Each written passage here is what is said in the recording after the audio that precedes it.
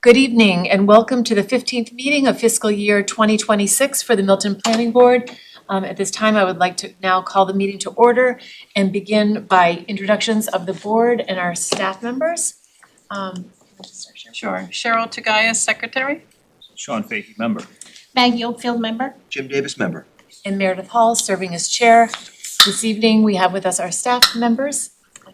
Avante Grady, Assistant Director. Liz Manning, Planning Director. Thank you and welcome everyone this evening. We can begin first with our administrative items. We do not have a new set of minutes yet that will be coming, so we can defer voting on and discussion on meeting minutes. We do have future meeting dates that are currently. So Meredith, can I just ask on the minutes? So I see in the box or the folder for this week, ones from October and November, which is great. I'll look at those.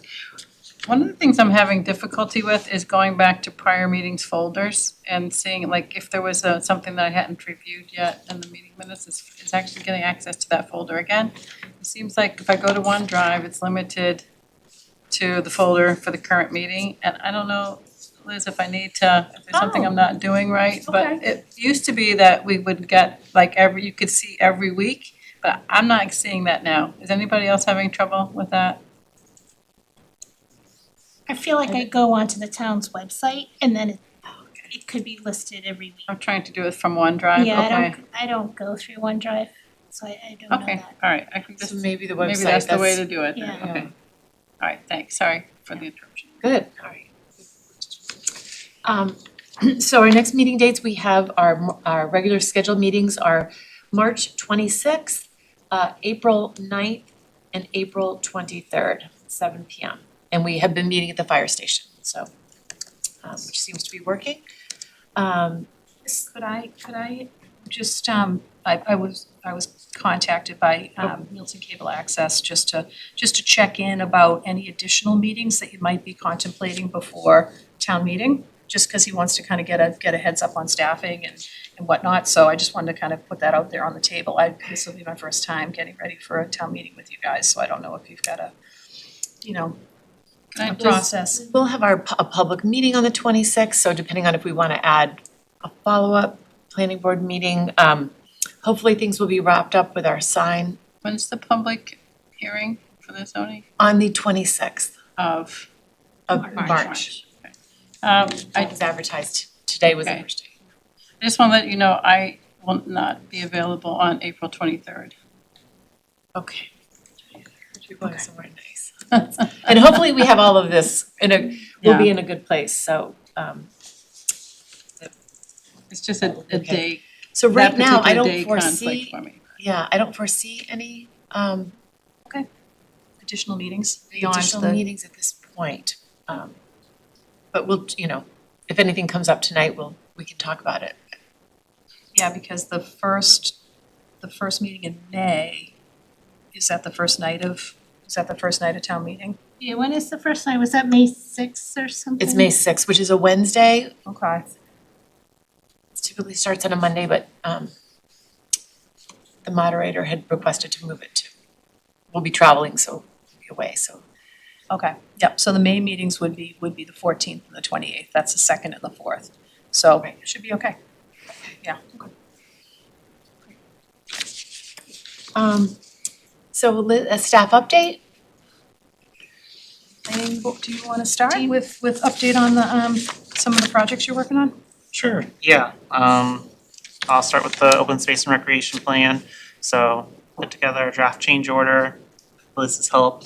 I've sent that over to the consultant. And we're gonna have a call with him tomorrow on that. So just discussing the details of that. I have a list of deadlines for each of the deliverables for that plan. So all the different kind of engagement events, the draft report, the inventory. So tomorrow, hopefully that discussion will help with kind of being on both pages clear about kind of getting this plan done in a steady, efficient way, so. And maybe even a call if it's even like if it's on Zoom, to maybe get the committee, all the different members of that committee together, just to let them know, if we can get a meeting date, maybe with the consultant just penciled in tentatively, and then we can do outreach to see if we can just give, just a brief meeting, just to give everybody sort of this is where we are right now. And Yeah, yep, no, that sounds good. because we have had, it's been a delay, so. Mm-hmm. Absolutely, based on the dates that you outlined for the consultant, what would the completion look like? How far out would it be? So, This is assuming that they accept the dates. right, yeah, I mean, at the moment, I was shooting for like end of June for the plan, so of course, it's a discussion that still needs to be had, but yeah, that's kind of where it's at currently. Very good, thank you. And then, yeah, I'll just talk briefly about the Eco One Stop application for the Milton Climate Action Plan. Been working on that, reached out to MAPC to get some details on the budget and timeline, so I will also be getting that tomorrow. So that'll be very helpful for the application, which is due on the 20th. And so, yep, just been working to complete that. I've already reached out to Nick about letters of support. He got back with a letter of commitment signed, so that's great.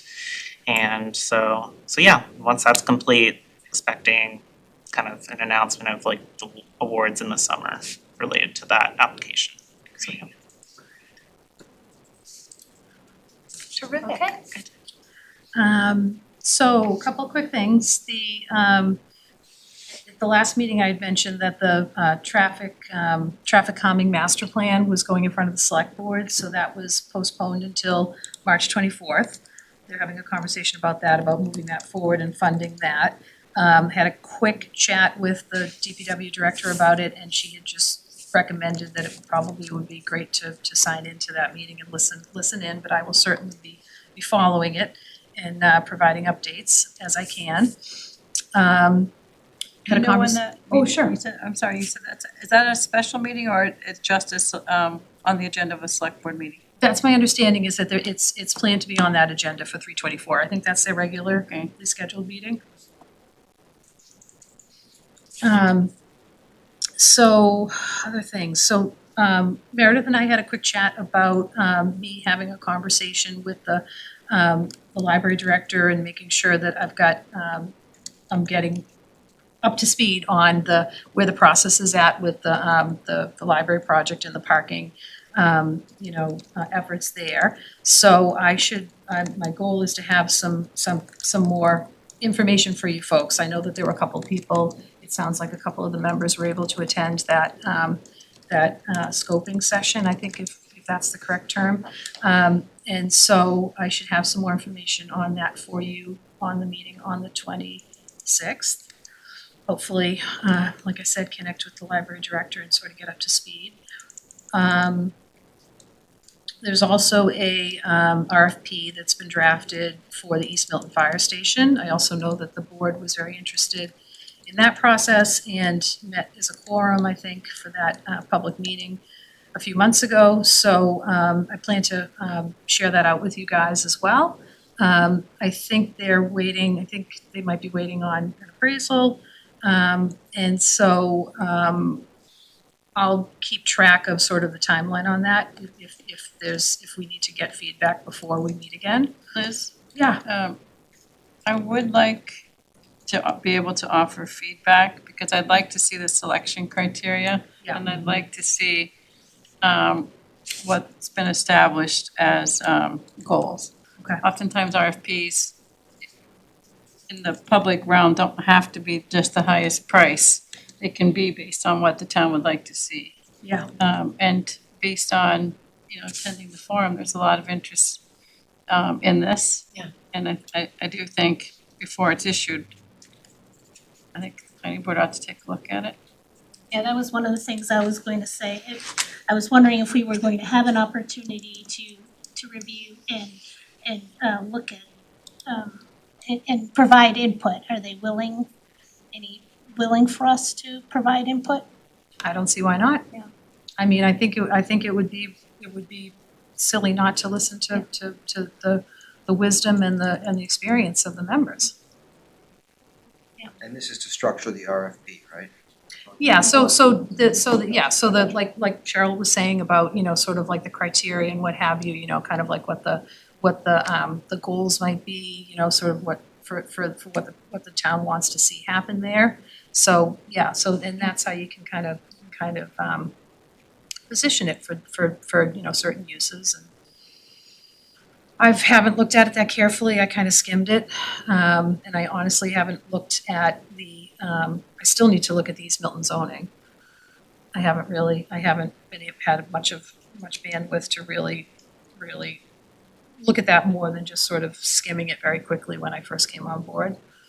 So it would be interesting to see because, if you think about like what's an as-of-right use in the business district, they won't be able to meet the parking requirements. So there might be, if it were a business, it would be grandfathered on the parking requirements. I don't know how that works on a municipal RFP. Can they waive the parking requirements? This is the sort of thing I'd like to Yeah. understand because it really impacts who might be able to be interested and might be able to make it work. Right. Absolutely. Yeah, absolutely. Because the overlay zoning allows for mixed use, but you still have the option of the business district zoning, that the underlying. And there are differences in the dimensional requirements and in the parking requirements, et cetera. Who is it that's written the RFP to date? Who's the author? My understanding is it's coming out of the town administrator's office. I don't know that he's got a third party involved. He might.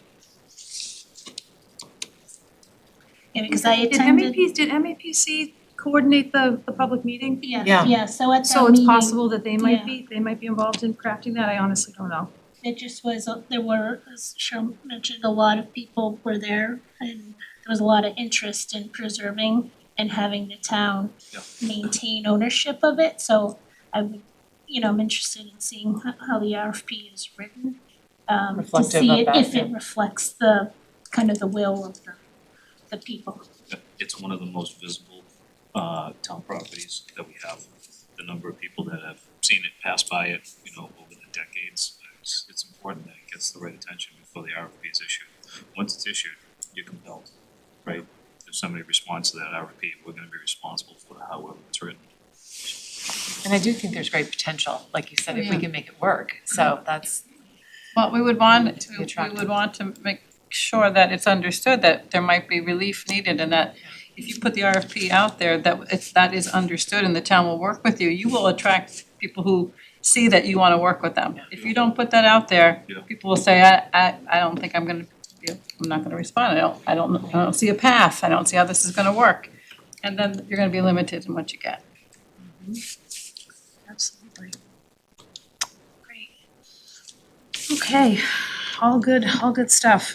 So we've had several construction review meetings in the last couple of weeks, so I still need to good for you, just- Liz, you are just, she is going through this, like, she's like, I did this project today, I did this one, I just wanted to say what a great job you're doing, cause It's busy. It's busy. It's definitely busy. So hopefully I'll have a more, kind of whatever, better summary at the meeting on the 26th, in terms of, timelines and things that are outstanding. But one thing that might be coming up sooner rather than later, I need to look into it, is with the memory care project, they were talking about potentially needing a second construction entrance on Highland. So I just wanna make sure that doesn't trigger like a scenic road hearing. Do you have a sense of when the construction would begin for that project? I think they'd like to start, site work in the next couple of months. So, I think they might even be ready to file for their building permit, but some of the initial stuff, there's some communication back and forth with DPW. But that was sort of the general timeframe that I heard. So I do believe that in our permit that the neighbors were interested in being notified. So, if you could, it's been a while since we've issued that permit, but it would be worth checking that, because there was a lot of neighbor interest in the construction portion too. Similar to Walcott Woods, where there would be a neighborhood periodic report given and And those thought reports it were was- submitted to the planning board as well for Yep. Wolcott Woods. They weren't like weekly reports, but they were big, broad updates, which were very interesting and helpful, I think. I remember, I don't know what we agreed to, but I remember talking specifically about methodology so that the neighbors could be informed. And I'm sure it's documented. But it would be good to refresh that because Okay. we don't want to surprise the neighbors. This was prior to you arriving, Liz. Yeah. There was plenty of neighborhood Okay. opinion on it, Okay. and not all of it was positive.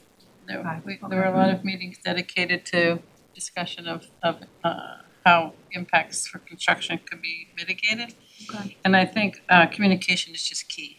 Yeah. So Yeah. reinforcing that when the permit is issued, you know. Mhm. I know that oftentimes the building department is focused on the building permit, but the special permit provisions are really important too, like tree protection and all the other things that sometimes get overlooked. There was plenty of discussion, Liz, of a pre-meeting. And there were parties that would have been involved. The building inspector certainly would have been probably leading that meeting, representing the town. But my recollection is we may have even discussed having the police chief be part of that because of the traffic concerns that people had. There's quite a bit involved in it, so, Yeah. Yeah, they There'll be did, security cameras. they did ask about that, about whether, talking with the chief about details and, communication there. So that definitely was part of the conversation. The police chief was not there. Fire chief, I think, was there though. I think the fire chief was there. So we had Concom, fire, DPW, planning, and I don't think Michael White was able to make it because he was down 2 inspectors. One thing I'll say is that most people are surprised once construction starts and tree removal begins and site clearing and for the construction.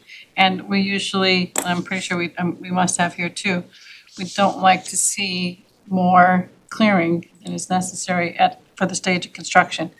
And, I'll just raise one of the things that came up some time ago is where there were definitely runoff issues that came up on a site when they they excavated beyond their limits line. Yeah. And they hadn't protected from runoff, and we as a town had to be involved in legal matters and hiring civil engineers, and there was just all sorts of trouble with that. And so we'd rather Couldn't have been not see that necessary, again. Yeah.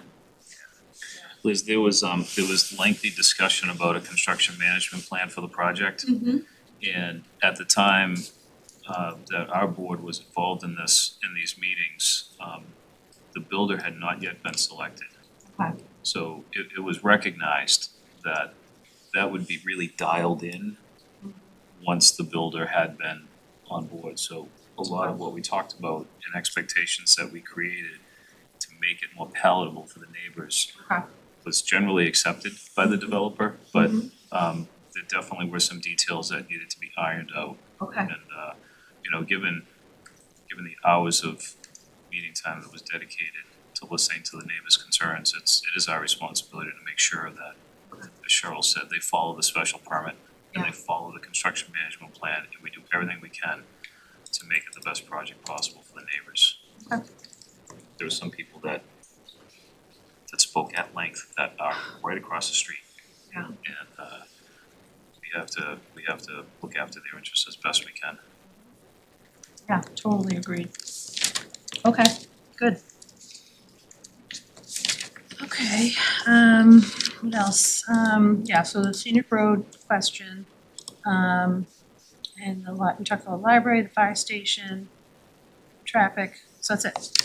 Could you tell us what construction meetings, what projects you mentioned that you've been in a number of them? Could you happen to tell us which ones you've been? Yeah, so, The other, so 440 Granite. That was, so I've only called one so far. I called the meeting for 40 Access, which is the 728 Randolph, I think. And that was really in response to the building commissioner because he didn't want to issue the building permit until he knew that folks were satisfied, that we had sort of like the, you know, the documentation that we needed up front. So, so that's a comprehensive permit. And then we did a construction meeting on, what else? Or Franklin? Yeah, for Franklin, For yep, Franklin, yep, so that was this week, right? So DPW called that one. DPW called the one for 440. And then, the applicant, actually, the owners, you know, requested a meeting for the memory care. So they were looking to, you know, they're looking to get going. So that was sort of, you know, trying to get the process moving. How So- about the Gardner School? Has there been any meeting related to that? Is that the one with the issue with the dimmable lights? Mhm. Yeah, we've had a couple of questions on that, Cheryl. Avanti's working with the electrical contractor because they can't spec the light that you guys approved, and they can't get it dimmable, right? Yeah, that seemed to be something related to the type of fixture and the dimming requirements. So they were just wanting details on what was like, you know, approved as, I think, part of the, Site plan. In the Site plan, yeah. parking lot or this, it was like exterior lighting that they were, There- Yeah, on the building, I So think, it's a right? building, Was not it a on the fixture. building or was it the parking lot lighting? I just assumed it was on the building, but honestly, I haven't been as close to it as you have. I think, he just said like exterior Yeah, lighting, so yeah. I'm not sure, but yeah. So what I would say about lighting is, it is something that we spend time on because it's something that can impact neighbors if lights are on late at night or too bright, et cetera. And so if there's any deviation, you know, I would say at least like, I don't know if it needs a full official review, but I would like to at least have us have an opportunity to take a look at the substitute fixture. Yeah, so Avanti's working on getting that, the details. Okay. And I think, you know, at this point in the game, you know, they'll probably have to go back to their designers maybe on it or something. I don't know if the electrical contractor is gonna be able to give the level of detail that you got on the site plan, so there's been some back and forth. So this kind of brings me to another kind of point, which is sometimes in the past, the building commissioner or that office has made a decision that something is a minor modification and they approve it without notifying the planning board.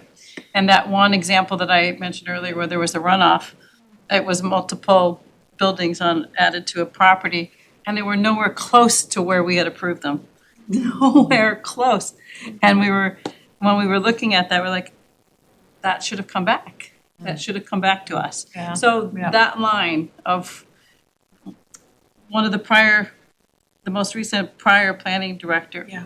was very careful about that and always wanted to at least give us an opportunity to say yes or no, whether we felt something should come back. Yeah. And so I bring that up for you too, because, you know, some things, all of these that we have so far, you wouldn't have been here to hear the discussions. Right. So you wouldn't know how sensitive certain things were to the community process. And so that's where I would say, you know, err on asking us, at least through Meredith first. And then if it looks like something that she feels like we all would want to review, then, you know, at least give us an opportunity to, right? right? Like just on that scenic roadway, that second construction for the memory care. Yeah.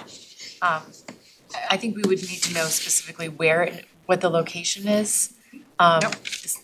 Is the length of what stone wall is needed to come down, and are those temporary that would be replaced? And what trees, because there were some trees that were gonna be preserved.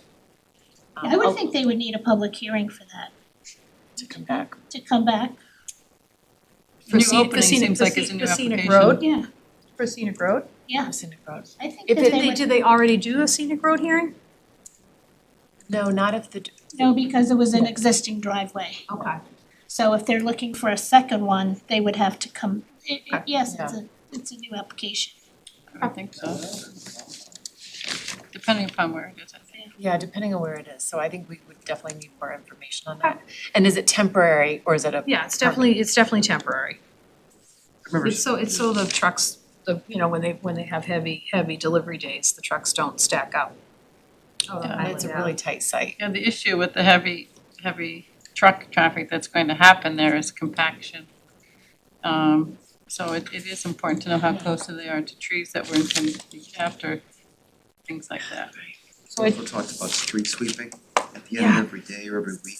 Okay. With the secondary entrance, it's gonna make a mess.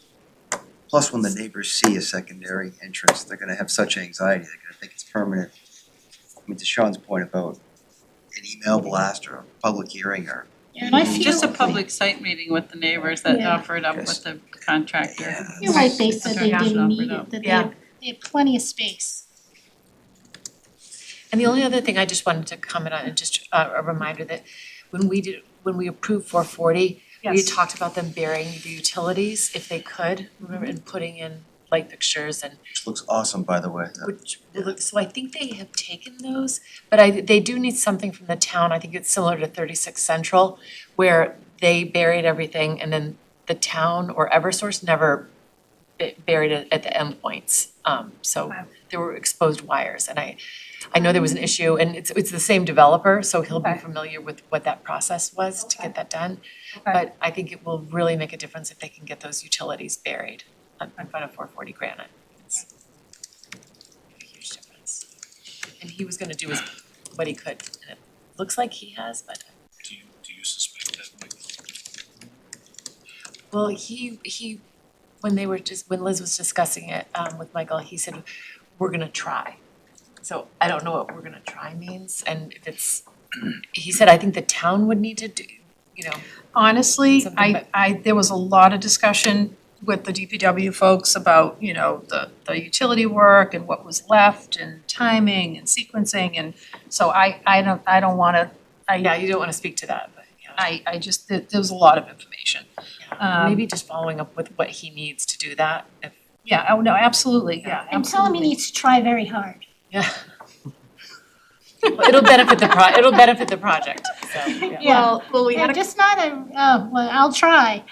Try very, very hard. we did have a call today about the affordable units, so, and Julie Creamer was able to join that call, so they've got their homework on, making sure that stuff's all synced up too, so there's a lot of moving pieces. There's good reason for them to want to, even as the developer, because looking out as an occupant of one of those units, looking out the window and seeing the utility lines running past your view.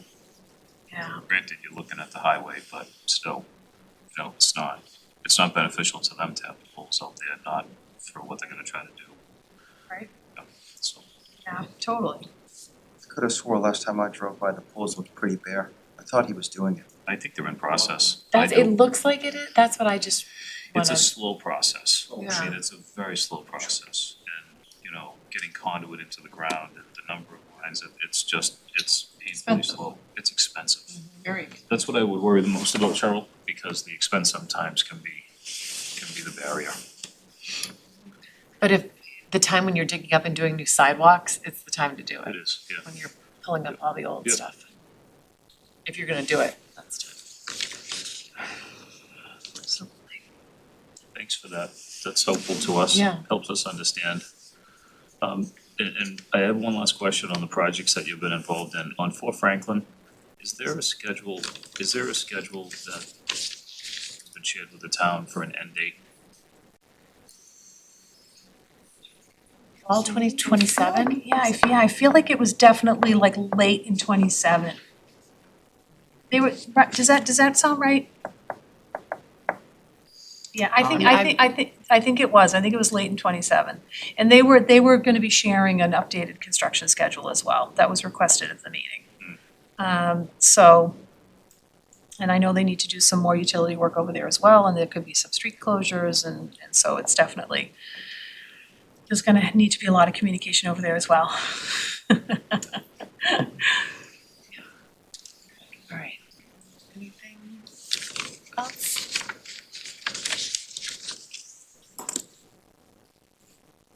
Is that it? Yes. Great, all right.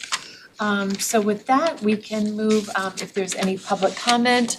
I don't see anyone who would like to speak here, but if there's any hands up online. hands. No hands online, okay.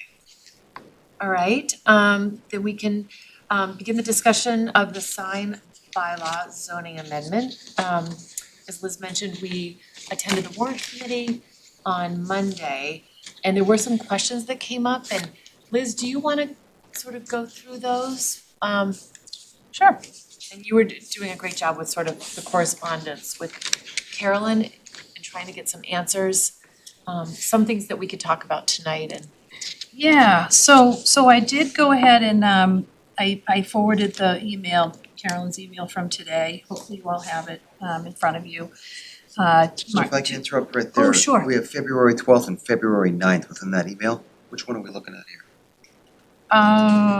Some on the wrong email. So I said. I think both. Both, okay. Because one was the questions that arose from originally, and then there was some I don't see an responses. attachment, I just see red line. Just see two, right? So I emailed, I just forwarded I forwarded the email that she sent me today to you guys about a couple minutes past 7.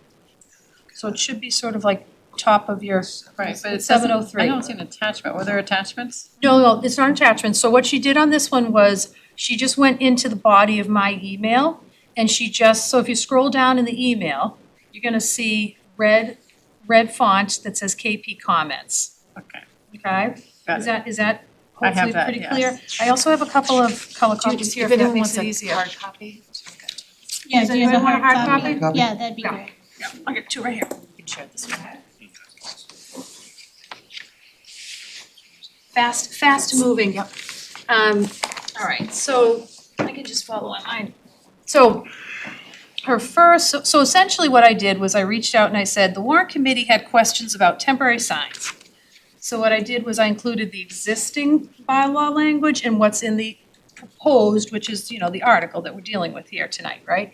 So I included both of those items for her, just so she could have them sort of side by side. A-frame sidewalk signs, there were questions about those. I did the same thing. I included the existing, what's the law today, and what we're proposing in this new article. So another question they had was on fines.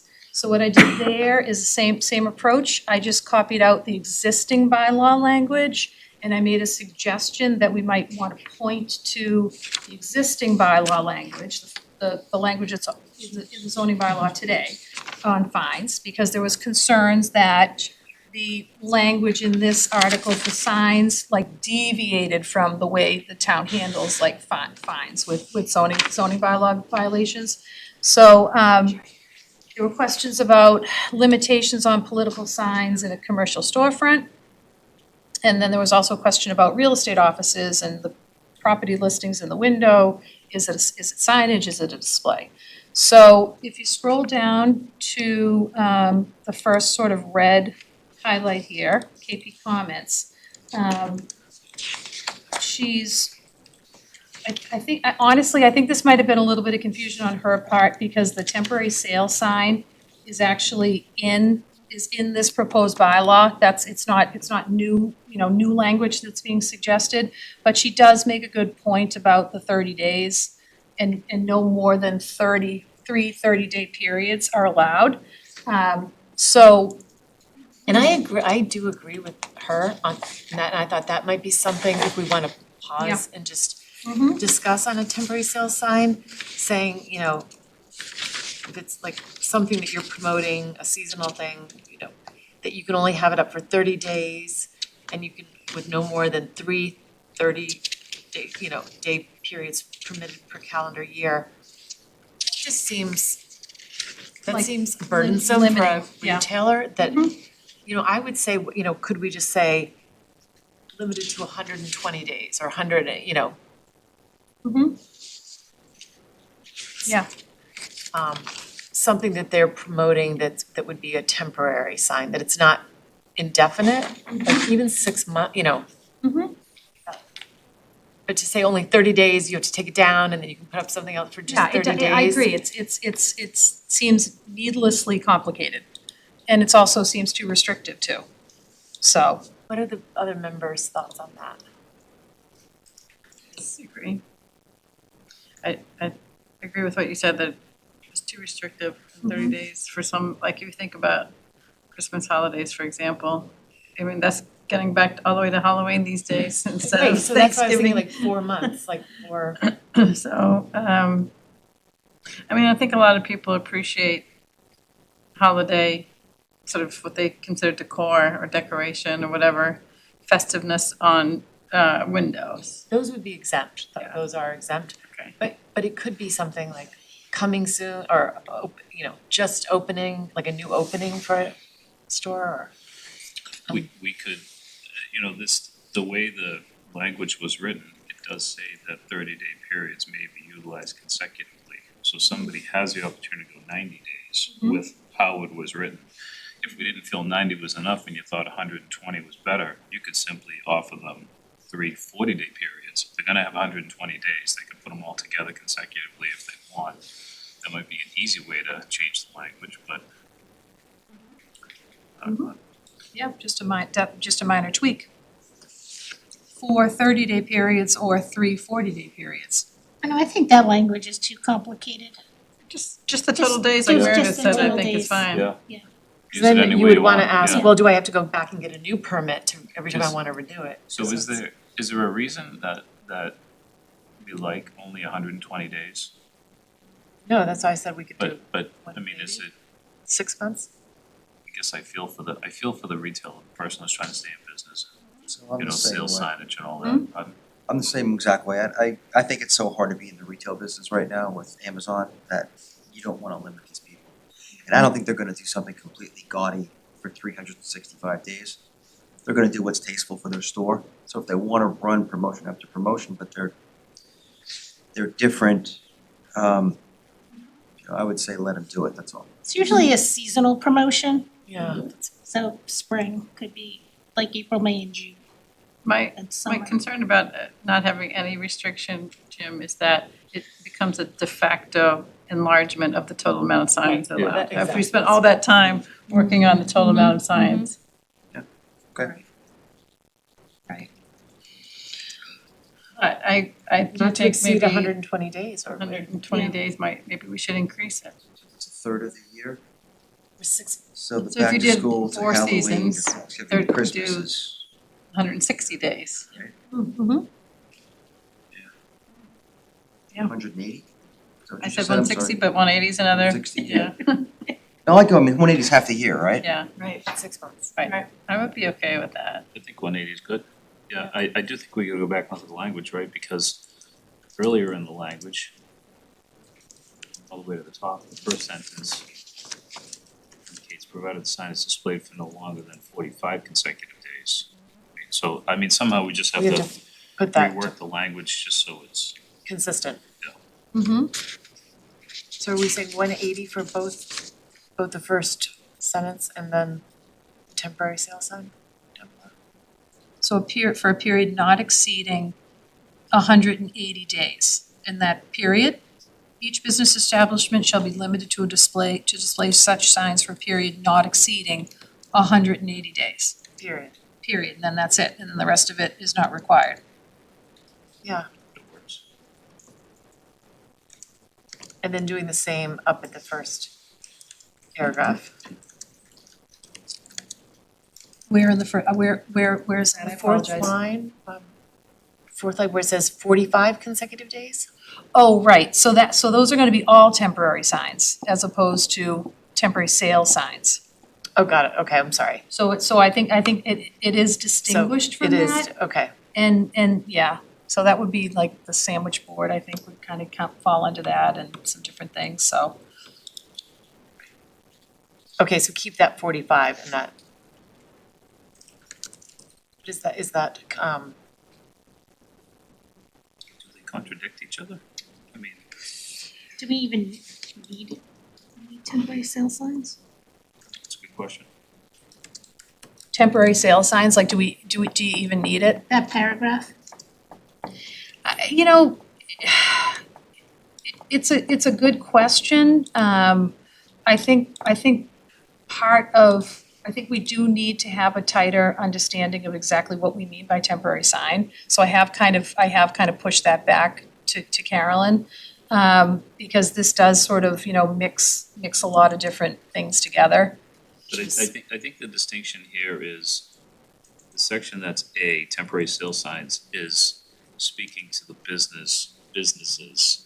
Right. The section that's the sign, temporary sign, could be for anything, right? It could be a residential, it could be somebody that has a residence that puts up a temporary sign, right? Mm-hmm. Yep. Right? Because it describes it as a sign, exterior or interior, which provides information such as a sign regarding any special event or offering of a non-permanent nature, including but not limited to a yard sale at the same location authorized by the select board, an activity involving public health, safety, welfare, an election or referendum. So that is a sign for like anywhere in town. the banners, yeah, Right. those are like the banners that go up and around. Right, and then, I think this is where it gets problematic, because at the end it says temporary signs advertising service commodities. Foods shall be displayed only on premises where such service is offered, and so essentially that's tying that 45-day thing, right? Yeah. Because you're using the same term, temporary sign. And right now you can do, I think the way it's written is you can do a sandwich board sign, you get an annual permit from the building commissioner. If you're a business. Right, for business. But again, in this definition, temporary signs advertising service commodity, foods and services, et cetera, shall only be displayed on premises. It is for businesses. You know what I mean? That language is for businesses. So Should those 4 lines be moved down then, underneath temporary sales signs? Maybe just take it out of that section and, I think what's problematic, and hopefully Carolyn can Yeah. kind of tighten this for us, is that you have that 45-day, it mixes business with non-business, right, in that definition. You have temporary sales, which really are a different animal. Right. You know what I mean? Like they kind of are, because you do want to let people have that opportunity to, promote Right. those special things.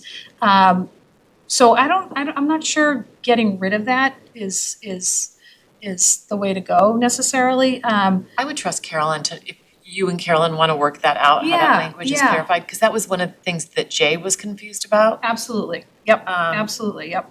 And I was too, honestly, because the annual permit from the building commissioner, when that got pointed out on Monday night, I was like, ooh, okay, all right. Those are the things that, have to be tied down really tight. Can I point out something else there? Yeah. It says under the temporary sign. Yep. In a business district. We have lots of businesses that aren't in a business district. Mhm. I mean, even including ones that one might think are in a business district. Right. Like the large building opposite the post office in East Milton Square, for example. I think we're okay, because I think the way she handled that was, pre-existing non-conforming signs associated with non-residential uses in residential zones are subject to the same requirements as business districts. And this temporary sale sign language comes under that. Okay. So I think we're okay, All right, yeah. Would it be someone that has to read this and interpret what our bylaw says? If Right. we simply said for any business, whether it's in a business district or not, right, it's just, instead of it's the use in a rather than the business district. Right, this Okay. is, so if we said for any business, Okay, can you ask her if those words would work? Cause I think that way, you don't have to refer back to another section to figure out Right. So instead of the first four. Yeah, that's my biggest frustration, is referring from one section to another, Yeah, and then so I that right just there. shut Yep, and down. it was And then I just do it and wait for a phone call. like that. All right, I wanna make sure I get that. So for temporary sale signs, Just any those, business? For any For any business. business, temporary any signs. business, For yeah. any business. And that is in place of in a business district. Okay, all right. And Would you work? honestly, that's more permissive, so I think that's good. That's more permissive. Now you won't have to get an attorney to interpret it. Yeah. Ask for forgiveness. I know. All right, so those were the comments on the temporary sale signs. So now my next question to her was, so what I did here was I attached the two processes that are separate and independent from the sign bylaw. The select board has their own sign application for nonprofit signs. It's very straightforward. There's a whole list of rules and et cetera. And then they also have a separate process and rules for yard sale signs. So those are, again, separate from this. So hopefully that's helpful for the warrant committee. My question to Carolyn was perhaps we need a separate definition for nonprofit temporary signs or non-commercial, whatever, not business temporary signs. So she's saying she's not sure a separate definition is required. I think it is. I kind of went back and sort of pushed back and said, I think we probably need that. And then she notes that there is an exemption under, already in here, certain nonprofit signs are exempt. And that, signs located crossing over property owned by the town, such as street banners, providing notice of public event, advertising a religious, charitable, educational event, provided such signs are approved by the select board and removed within 24 hours following the event. Now, my question there is, does the select board's current process for nonprofit signs require people to remove them within 24 hours? My guess is no, because when I see the Milton Players and I see the farm that's over off of Or the Scout Hillside. resale. See, you sent the link on that form. I think it's 2 weeks when you get an A-frame. So that's, so that, Yeah, I thought you had to request, when I filled out the form, they would ask what date to what date, would you like it up? And then they approve it based on those requested dates. So you There's a have, max of 2 weeks, I think. so yeah, you have to have an end date and you have to take it down on that date. And actually, if it's the library will take it down for you. Or put it up for you, I can't remember, We put up our own when we do it, but Yeah. same date, the library, it's 2 weeks. right. so, We talked about, do we really need a permit for a yard sale? they have a whole process. Okay, so that's not for us to worry That's about? not- It does, the only reason I even put it in there is because somebody might question yard sale signs. So I just wanna make sure everybody knows there's a whole other place to get your yard sale sign approved. If you're concerned that you're not exempt, there's a whole other place to do it, and it's not here. Right. So that's not our problem. That's not ours, yeah. Right, so I think Except as a that, resident, it could be. I think this can be tightened up a little bit, that 24-hour question, I think just has to be clarified. So I think it just needs to be clear someplace. Okay. If you want to do this, go here. If you want to do this, go there. Right. Yeah. Because otherwise, it's still gonna be confusing to Yeah. people. And that's what Larry Johnson from the warrant committee, who's on the sign review committee, has a flow chart that he set up to explain if you wanna do this, if you are in this location or if you want, to do this type of sign, this is the process. And if it doesn't get approved, this is your appeal process. And I think we were talking about having him do that with temporary signs too, maybe have working with him on having. That's a really good idea. A flow chart for temporary I don't think I was signs. part of that conversation, But that's a even if really you good idea. said, if you are a business and want to install a sign, go here. If you are a nonprofit, or if you want a temporary sign, if you wanna do a lawn sale, if you wanna do a wreath sale. And it can a go into the spring- handbook that we're gonna redo. A spring plant sale, Yeah. it goes here. Yeah. Because, I just think that the guide, it definitely, making things easier for people Absolutely. is best. And visual. Totally agree. People don't wanna read. No, totally agree. Okay. Yeah, all right. All right, so the next question was on, the next section here is, my comment to Carolyn was, I think the language as written, I think is very clear about, the process for sidewalk signs for businesses, right? So I don't think we really need to circle back on that. I think the confusion was the nonprofit signs and the question about the liability insurance that, that also came up, that's a little bit further down. So I think that's just gonna be explaining that better to the warrant committee. I don't think that requires any language changes. Does that make sense? Are you guys comfortable with that? I just had a question because this says a sign shall be erected upon issuance of a 30-day permit Here's that. on 2 A-frame sidewalk signs. I'm sorry. So that's the language that's in the, I did this because I kind of wanted Carolyn Yeah, to sorry, make sorry. sure, because another thing that the warrant committee was really sort of drilling back on was, how is this different? How is this different? How is this different? I'm sorry, from the that- current, yes. You know what I mean? That was the current, But it is important The though, because it proposed- will come up, it gets confusing, you know what I mean? so that will come out All of that language that's in the existing bylaw gets repealed. and so in the sidewalk sign that you. Right, the so proposed the is gonna be- language that's gonna get, that's been advertised and is subject to the public hearing is what's proposed language. B, sidewalk signs, 1 A-frame sandwich board. And that's where it talks about that the building commissioner issues it annually. Yep, okay. There needs to be a sticker.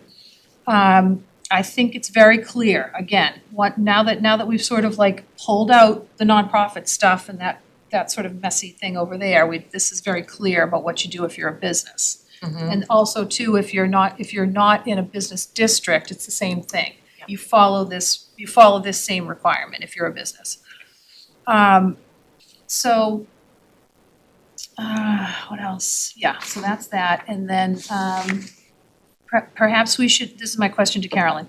Perhaps we should clearly delineate nonprofit sidewalk signs as exempt. So create a whole new exemption, for just sidewalk signs for nonprofits. And so she's, Except for they have to go to the select board for a permit. that's true, but if, that's. So as long as we Yeah. clarify that, Okay, all right. we all could right, even yeah, have that in exempt. Yeah. Subject to approval by the select board or something. Right, yep. Yep, okay. And circling back on that 24-hour thing again, make sure that's consistent with other practices with the removal after 24 hours. So here's another question they had was on liability insurance. I had a conversation with Nick Milano today about how this is done. He wasn't necessarily aware of a process where this is actively happening for businesses. Again, same issue, it would have been a lot more clear Monday night if we had just put the whole nonprofit thing over here and we're talking just about businesses. But this is Carolyn's suggestion for how to word that if we do want to add that back into the bylaw. Because the consensus earlier was that this language would be in the guidelines, not in the bylaw. Okay? But I think the warrant committee did seem to come out fairly strong. There were some real comments saying we think it should go back into the bylaw. So maybe Yep. adopting Carolyn's language is Yeah. is recommended. I'd be fine with that, I think it sounds fine. I just have a couple comments on this. If this is the language, well, there's a couple things. Said insurance must cover, well, let's start with the first sentence. Evidence of same may be requested by the building commissioner. I don't think we should say maybe or may not be. I think we should just be definitive. Okay. And say must be submitted. Okay. I just think maybe just leaves a gray area. We want to make sure that there is proper insurance coverage for anybody that chooses to use one of these signs. But I also think it's better to say less in the bylaw in terms of specificity. Let the specificity occur during the permitting process. I mean, some things are probably givens. The town of Milton must be included as an additional insured, that's fine, but you think about over the course of time, Liz, Yep. as we consider risk in the town, Yep. you wouldn't wanna have to go back and amend the bylaw to address a risk Agreed. that, you know, or a change in our, and I'm thankfully, we've taken out of this the insurance limits, cause Yes. that's something that could change, but I maybe you could talk to Carolyn about this. Okay, I think it should be definitive that it's required, not that it may be requested. okay, And I also think we should write less in here in terms of the specificity. Yeah, Once we yeah. say that it's required, Yeah. let the specificity be part of the permitting process. And thereby, the town has the flexibility to adjust the requirement. Yep. You know, through the design guidelines. Guidelines. exactly. I agree. Makes I think sense. that's a good idea. Okay. If we ever brought this back to the town meeting to adjust a bylaw, oh my God, Let's bring us up. can you imagine? Oh, my word. So I'm still, I still need to circle through with Michael White, because the way this is, you know, as we said, the way this is worded, it's an annual permit and it's the building commissioner. There is language in here about the select board approving it if it's gonna be, on the public right of way. This is, again, back to the sandwich board signs, this tempest in the teapot here. How much time we spend on these things. That's why we're like, we really didn't, the temporary signs became more of an issue. It's funny, it's so funny, right? And well, there is a lot of language in here about it. So if the sandwich board is located within the public right of way or on the public sidewalk, permission from the select board is required. So we kept trying to figure out ways to sort of like not have this thing have to go back to the select board. So my conversation with Nick was that maybe that's DPW. Because they would determine if something was, you know, there was proper clearance, you know, the sidewalk wasn't too narrow, you know, so that would be, you know, Rather Bill- than having Nick approve the. yeah, and I don't know if the select board like devolves those decisions to him or not, or if they actually have to go in front of the select board. They go but- to, really Nick usually typically approves them. I mean, I do like the, I think going to the DPW is actually good. So they know Because what's- they're the ones who end up having to pick up the sign if it falls over. Mhm. You know, they're out there every day. The selectmen are driving the streets every day. So Right. and the DPW. But do they have staff to, like a DPW to do this? Cause it's usually Lynn takes the form. Yep. You fill out the form either online or in the office, and then she brings it to Nick, and then you get an email saying you've been approved. Well, I know recently with the DPW, with the Adopt an Island signs, they've been very, very good on top. Yeah. They do have staff, so I don't think it would be overly burdensome to them. I mean, as it is today. Right. Because But then, they yeah. just know, you know, they'll pick up a sign and either return it to you or, you know, try to prop it up correctly. In terms of eyes on the town, the DPW is much more of an entity that has their eyes on the town. Yes. You know, they're driving the town, they see the streets, I think your points are all accurate points. You know, in my opinion is, if we, in some town meeting 10 years ago, we created the strong town administrator. That now is Nick Milano. If we're wasting Nick Milano's time on things that the DPW could handle and manage, we're not doing a good job as a town. Don't make this Nick's burden. Yeah, So maybe so that would be a conversation for you to have. well, and the way this is written, you know, as proposed, somebody would have to probably file a permit with Michael White, a sign permit for a sidewalk sign. And then the way Permitize works is he could just create a checkoff in Permitize for the DPW. Yeah. If the person checks off in Permitize that they're gonna be like in the public right of way, that it's not gonna be like, you know, on the little piece of land that's actually adjacent to their building. it's actually gonna be out in the sidewalk, right? And the form is Then- very then they can specific on just kinda- where A-frames can go. That's where I think some of the confusion came in, because those, again, those are non-business, from my Right, understanding, For the right? nonprofits. That's right. So this doesn't apply to that. This doesn't apply, that's all over here, right? And it's very much specified. It's like, I think they call out like 5 locations, right? Where they're allowing them. So like these different islands, like these big islands, because I've seen them. I forget what they are, but there's like, so that's over here.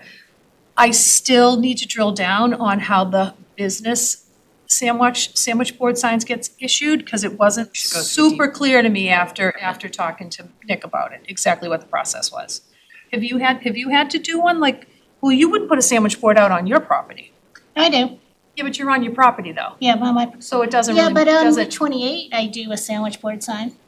So that's different because this isn't anticipating people that are like not adjacent to their actual storefront. Do you know what I mean? So you might be kind of in like a unique category because of that. Definitely in a unique category. Yeah. Yeah, so. All right, so maybe to use the DPW.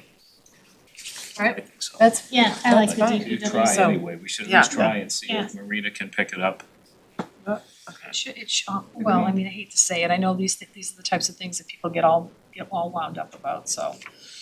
All right, so the next Okay. thing is the fines. So, you know, there was concern that people could be getting fined, $50 a day, and it could add up quick.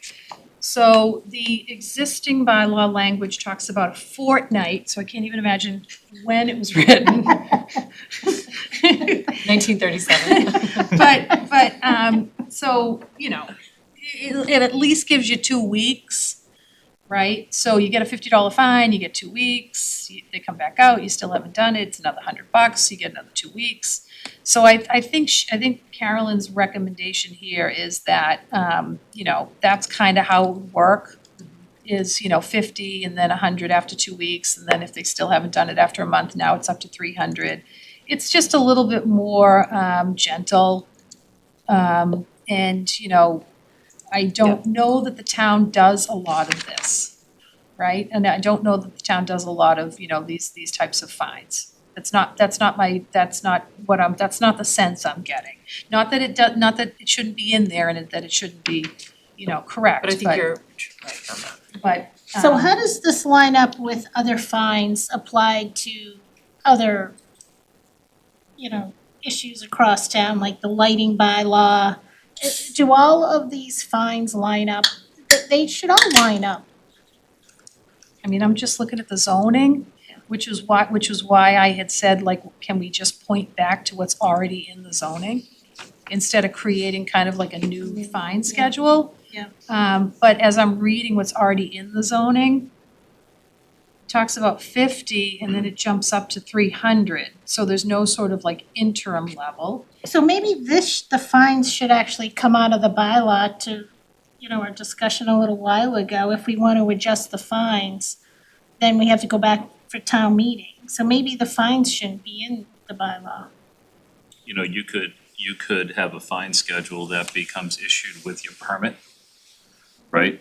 And just write the language that, should you violate the terms of the bylaw, you'll be subject to fines as outlined in the permit that was issued to you, and just issue people. That way, again, you can change that.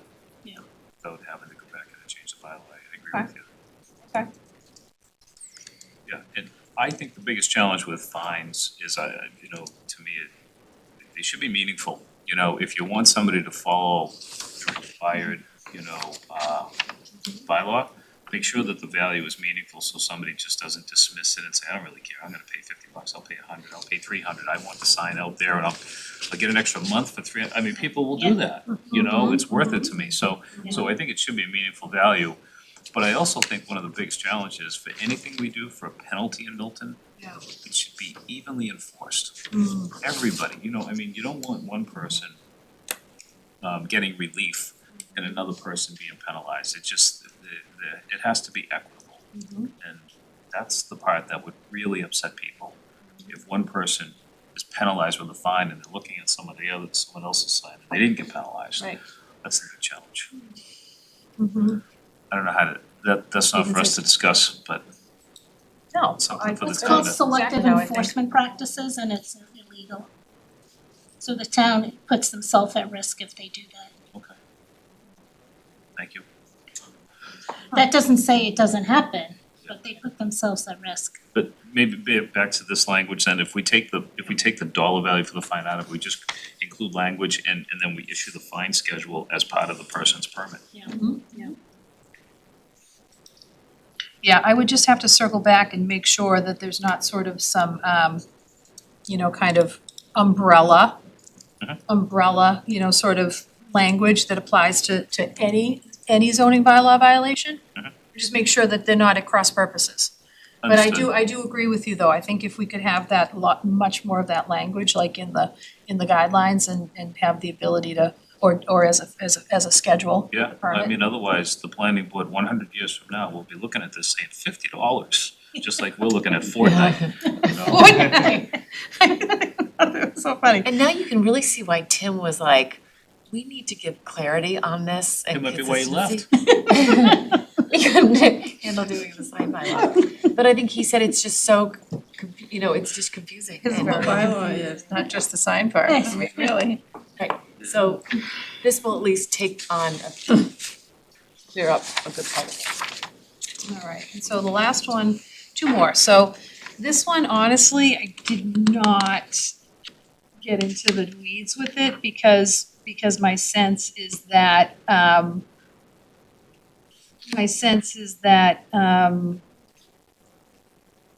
the total sign area. Okay, so the proposed bylaw already limits the total sign area of all signs associated with the business, as well as the amount of a storefront or window that can be covered with signs. In my opinion, these limitations would apply to any signs a business installs, including those of a political nature. So that's pretty much it right there. So they can't add additional political signs over and above what they're allowed. But they also can't be told they can't put them in if they want. And they're exempt under section 5, B17. Right. So if somebody wants to put up, 3 campaign signs for somebody for, you can't tell them no, but you can limit it, I think. You can limit it by these By the dimensions, size, by the dimensions essentially. As long as it's the same as all. That's how I read that. I mean, I'll probably read it more carefully before we go back to the warrant committee. I think her position is pretty well summarized by the last 4 lines in the first paragraph. Mhm. I caution the town to constrain its regulation of signs to where they can be placed, their size, and setbacks from roads and their duration, whether temporary or permanent, and stay clear of any regulation that may be construed as regulating the sign's content or restriction in free speech. Right. So, makes sense. And then I think she punted this one back. I On whether or was not the thinking about pictures this, are displays. And I was thinking about other towns because I work for a real estate office who's done this. And so is other, and one person, one company does it, then another company. I do feel, because I was thinking, no, we really want to stick to our size limit. But I look at other towns and I think it looks fine. It's accepted in other communities to give an exception for real estate companies, but I'm The way I see it is, real estate companies, they're selling those homes or properties, whatever they are, just like in other businesses, selling newspapers or hardware at the hardware store, whatever it is somebody's selling. So I see that as display. Because it's Yeah. displaying the product that the real estate office is selling. the only thing in our language is that we say a display that is not attached to a window front. It's, the way I've seen them is they're sort of part of a hung. display system, it's not like they're taped up on a window. It depends, right? Yeah. Some today are an electronic board where they just kind of like scroll through, right? You see that today, but, I was in Vermont last weekend and it was taped to a glass window in Woodstock, so it depends on where you are. But I agree with you, I see it as a display. Well, I would say if it's taped to the window, then that's different to me. But like the systems that look like it's a display system. Mhm. And, you know, Or whether that's hanging, electronic yeah, or some yeah. other, I'm not sure how that's viewed in terms of the electronic elsewhere, but I see that as being part of a system for display, whereas taping something up seems like a temporary sign. So if it's a system, then it goes back to it can't cover more than 25% of the window. And it has to be No, at the it's- bottom.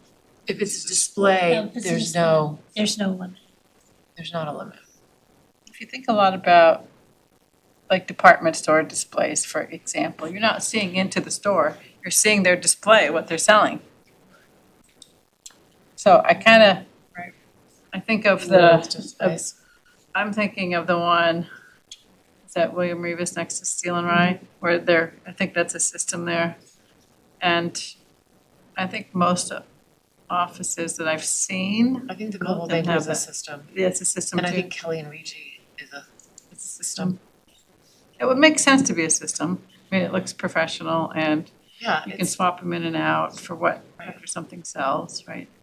No, they have to get shut off at the close of business, or are they on all night long? they turn, I think ours are turned off. They're on the system with the lights, interior lights. I don't know if every office does, but, I don't know that either. or on a timer at a certain. So I just got another email back from Carolyn Murray, and I forwarded it to all of you. It just came in. She's watching us. She's feeling She's badly. She's good.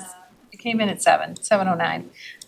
So I don't know if all of you can see this, or if it would be useful to just walk through these. They're pretty much the same questions, but like more clarification was asked from Jay Fundling and from Larry Johnson.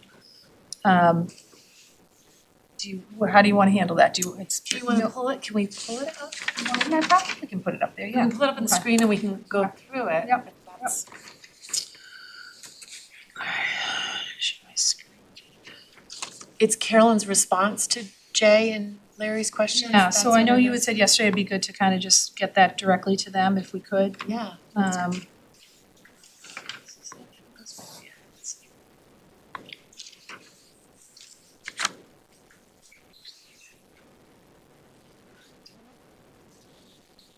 Yeah, here we go, okay. All right, so, can you guys see that? And it's really small, I don't know if I can make it bigger. I'm actually Yeah. reading your I email. can read it on my screen too, Okay, so. does everyone, does most Okay, people great. have it? Okay, so, so Larry Johnson had these specific questions, clarification about the liability insurance. So it's my understanding from prior draft that the liability insurance provision comes from the select board, who has been issuing permits for these types of movable signs on public sidewalks. I assume the purpose was to shield the town from liability, la-di-da. It is unusual to impose an insurance requirement in a zoning bylaw. So my recommendation was to remove it from the bylaw and put it in the applicable regulations, such as select board regulations on signs on or over public property. We are smart. So every once in a while, every once in a while. Other signs would be on private property and covered by the property owner's insurance. So, I think there's still, unfortunately, I think there's still a little bit of confusion about the difference between the business ones and the ones that are the nonprofit ones. So I think we're probably just gonna still have to make sure everybody's crystal clear on that. Because she is saying that you do wanna have it, you wanna have that requirement. But not necessarily spelled out in the zoning bylaw. But don't the nonprofits already have their insurance? Don't the Boy Scouts have their own insurance We liability? have it for camping accidents, but I don't know if we have it if somebody trips over our sidewalk sign or if the traffic island falls. I would Yeah. imagine there's some kind of a blanket, but Right, I would honestly think it don't could be know, and like- if we had to get that rider, I don't know if it'd be worth it to, we don't make that much money in our resale, so, Can't they usually although just those add ones it? are just- Because I've had some customers who've just required to be added on to my, add as an insured or add like a rider? yeah, just policy. actually as an insured, yeah. And it doesn't cost anything, but I don't know. If you're covered under the policy, Yeah. yes, it wouldn't cost, because you're already covered, just Yeah. add it, yeah, an additional insured. I don't know, Yeah. so I don't know what our insurance is for that, but.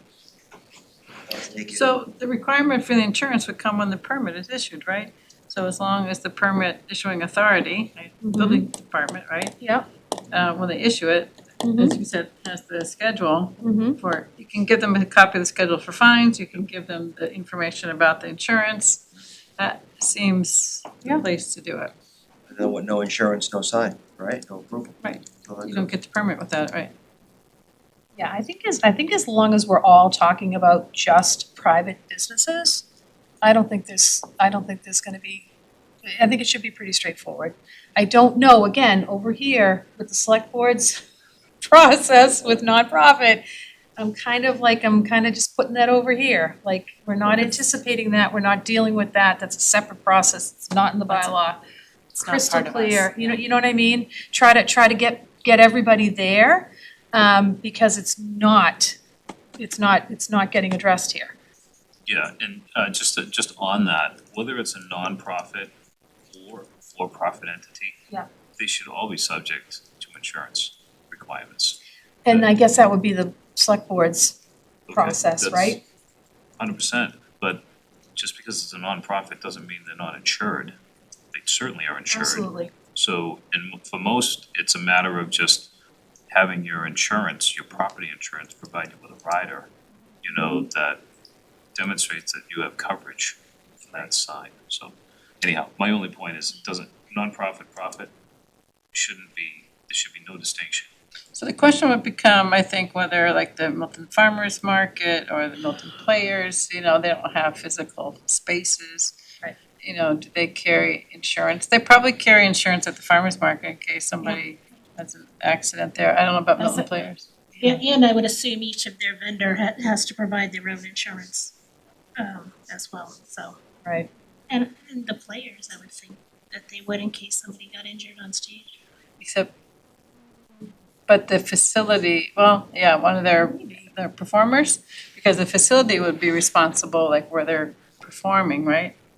But if these are nonprofits, but it's on public land, Right. and that's why we're going through. Yeah.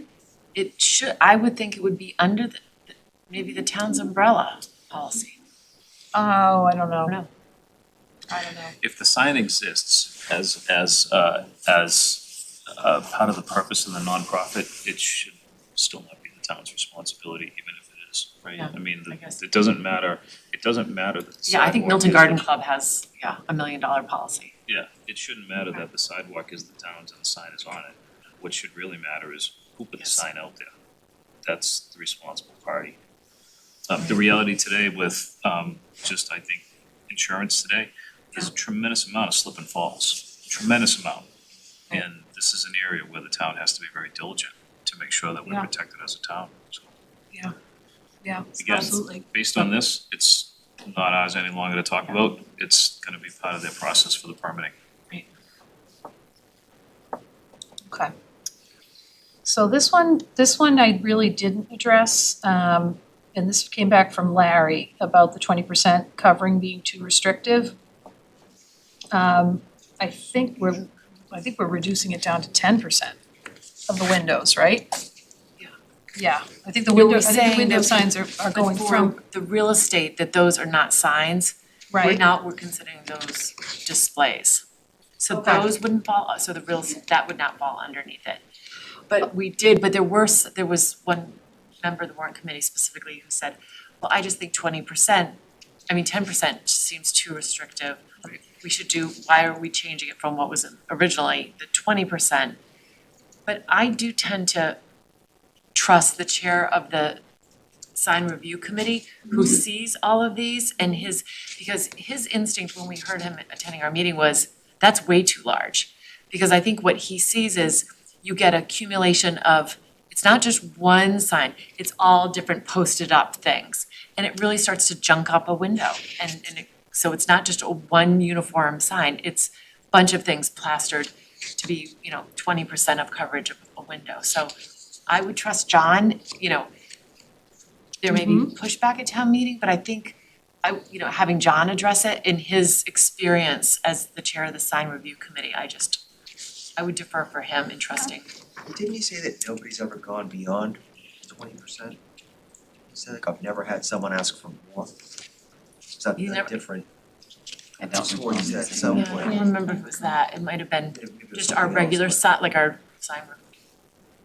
So I think we should keep the 10, 10%. Yeah, okay.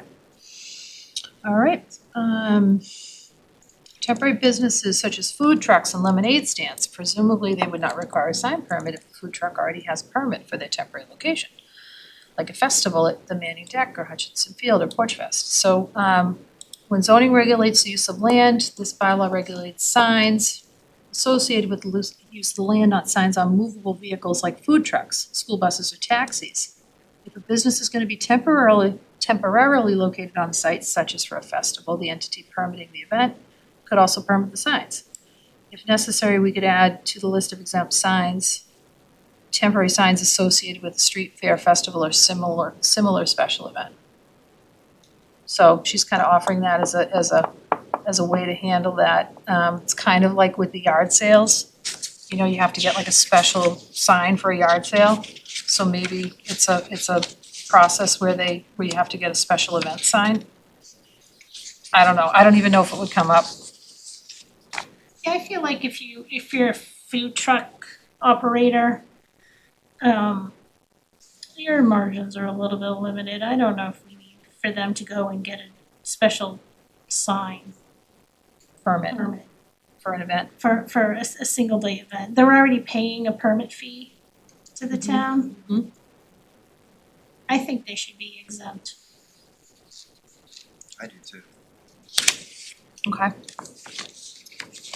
I'm good with that. We're not talking about lemonade stands. It's gonna be the one to tell the 8-year-old. You need a permit. You're starting you're processing young. Teach them young, Sean, how to be No, entrepreneurs. let's not go there. All right, so these are Jay Fundling's questions. So his questions were, is the term temporary sign used anywhere in the bylaw? What are the rules regarding temporary signs? Can we move the rules that are in the definition of temporary sign into the main part of bylaw, which I think is probably a good idea. So let's see what she says. Fair point, I think section 5B14 should include temporary signs or seasonal holiday lights and decorations under the list of exemptions. So she's adding temporary signs to that exemption that's already there for seasonal holiday lights and decorations. So that's a simple way, hopefully, to handle that. And then amending section 12D. Oh, now she's got language for temporary sale signs. Oh, sales crossed out, isn't it? Just temporary signs. Oh, I see. Okay, so it's just temporary signs. Okay. But I still like your suggestion that it would be for any business. Yeah, Agreed. for any business, temporary signs advertising special promotions may be attached to or located only within the interior of a window or door, shall not require a sign permit. So now temporary signs, that's how it's gonna be just those instances. Within the interior of a window or door. Be considered and calculated totally, okay, fine, such signs must be registered, same. And then we would change it to the 180 days, like we talked about earlier. Yeah. Temporary signs.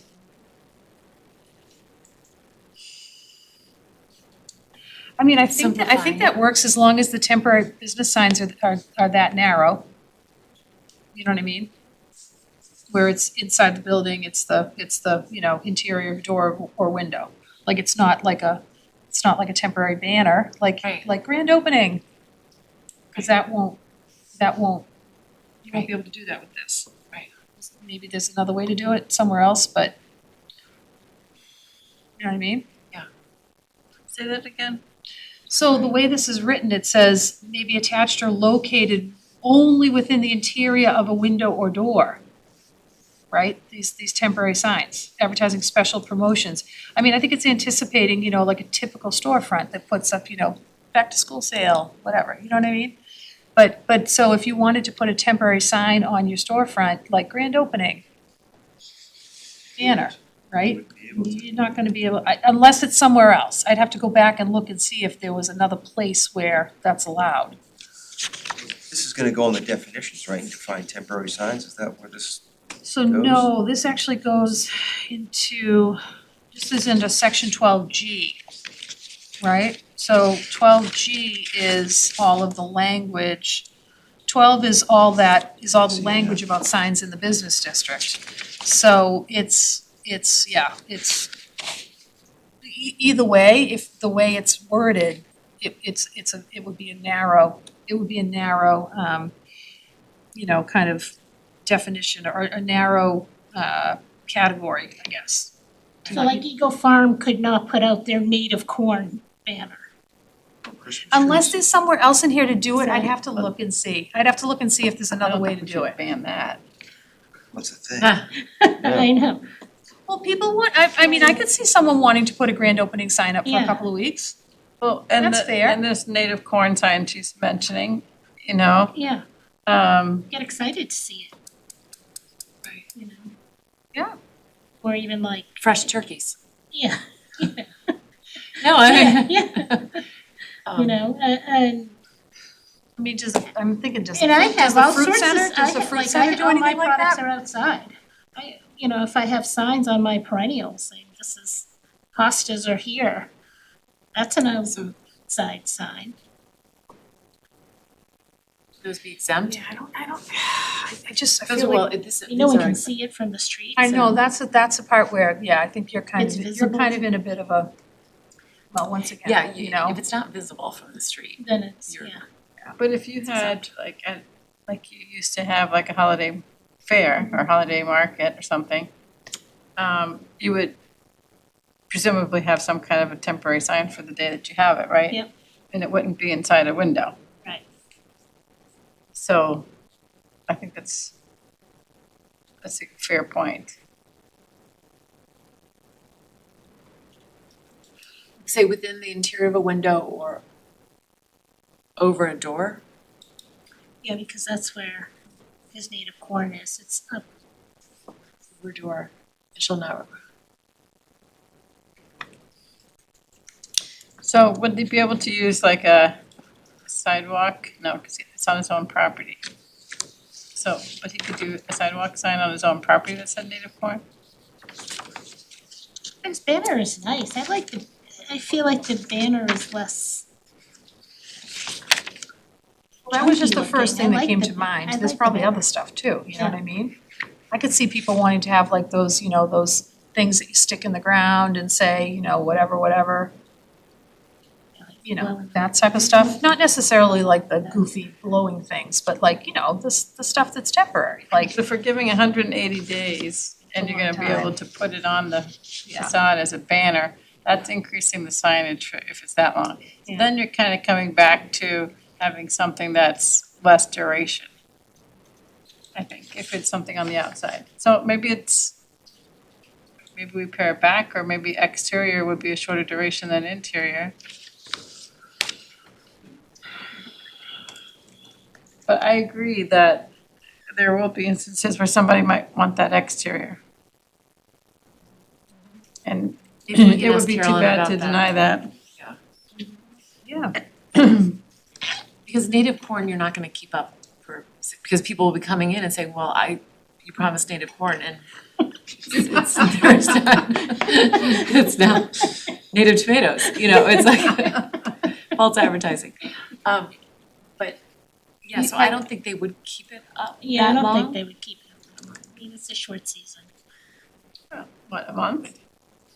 So maybe exterior, located within the interior of a window or door. Do you wanna just limit, do you wanna like limit temporary signs on the exterior, like don't be as permissive?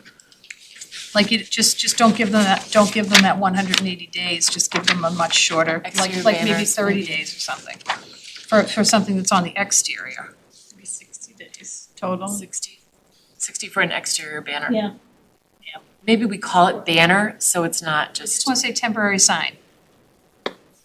Just exterior, because that could Interior, cover yeah. something that, Yeah. Exterior temporary signs are limited to 60-day something or other, 60 days You only need that in a for calendar limited year, 60 days in a calendar year, yeah, I think, something like that. Cause that's fair, cause that, Yeah. you know, that gives people the chance to like do a special promotion or whatever and you know, grand opening, you know, native corn, things like that. And it doesn't keep them from using the inside for a much longer period of time for special promotions. 60 days enough. I don't know, I mean, I was that kind of goes back to the, you know, letting somebody do it like, you know, spring, whatever, you know what I mean? Like, I could see that too. Some advertise, some have Yeah. did something different in the spring than it is in the fall. Right. Yeah, so that Right, kind of goes 90 back to that. days? I just felt like 180 on the exterior starts to become permanent signage Yeah. to me. Oh, yeah, I don't think you wanna do 180 on the exterior. So 90? 90 days? 90 days, which is half the time of the interior. Yeah, Right. gives them like 2 6-week periods. Exterior temporary signs are limited to 90 days per calendar year. Okay. Yeah, that's good. This is gonna be the most scrutinized piece of zoning in our whole bylaw. I'm telling you guys. Of all now we have- things. Alright, so I think that's it. I think that was, hopefully that answers Jay Fundling's It's like question. site plan review, like you get into it and there's a lot to it, but it's important. I just have a recollection of taking the site plan review to the town meeting and not being able to get it approved. I was never gonna get this approved at town meeting. We better make phone calls to Well, no, town I- meeting members, I give think them what enough advance I think they notice need to read it understand that and a lot watch of it. this is what happens right now. A lot of this, we've tweaked some things, but a lot of this is the sign review, you know, educating them and I think having sort of what the process is now. And then also what Larry Johnson did, which was great, is and he used an AI app, which I thought was really interesting, and then filled in some other things, but what is different in this bylaw that from the original bylaw, from the bylaw that exists? You know, we can talk And what will about this change? as we get close to the town meeting, but it might be helpful to have Larry speak, you know, to this at town meeting. Because I mean, He has he is the expert. and he has a good He presentation. does, and maybe that he Carolyn can- as well, because a lot of the language that we've created here is, you know, is for the purposes of being legally correct. So, So we should really think about how the presentation should be done. And I think the preface of it, going back to the sign review committee, needing it to be more definitive as the purpose for doing it. I mean, we need a clear purpose from the outset about why we did it. The regulations weren't in the bylaw, we had them in different places, And different. then, you know, how it becomes a clearer process with much clearer standards that the sign review committee can apply and applicants know in advance. I mean, to me, that's like, you are gonna be more objective in your review, and you're gonna be clear to an applicant what your expectations are. That's what we're trying to do with zoning. And with the consistent. zoning, what we've been working on, I think. That's the same thing with the site plan review. And that was some of our objectives there, is to make it clear what the process is and have it be that it's predictable and based on objective criteria. I think that's what we've done here. And Find consistent the with same all thing. applicants, that all applicants are treated the same, that they go through a same And I'd process. say keep the presentation simple and maybe just on the differences, what was changed. Yeah. Cause I don't think Maybe- town meeting's gonna have, No, and I think Larry's. they're not gonna yeah. wanna sit through line by line. Keep it extremely simplified. Then I think you say that it has the support of the sign review committee, and, honestly, I know John's participated a lot. I know another member who said that another member of that committee hadn't been given a copy of it or asked about it. I do think the whole committee, if you speak to John, ask him to review it with the whole committee, because just like anything here, we talk about it as a board of 5 people, not in our professional staff. I did send it out to the whole committee, Okay, great. Cheryl, Okay, but great.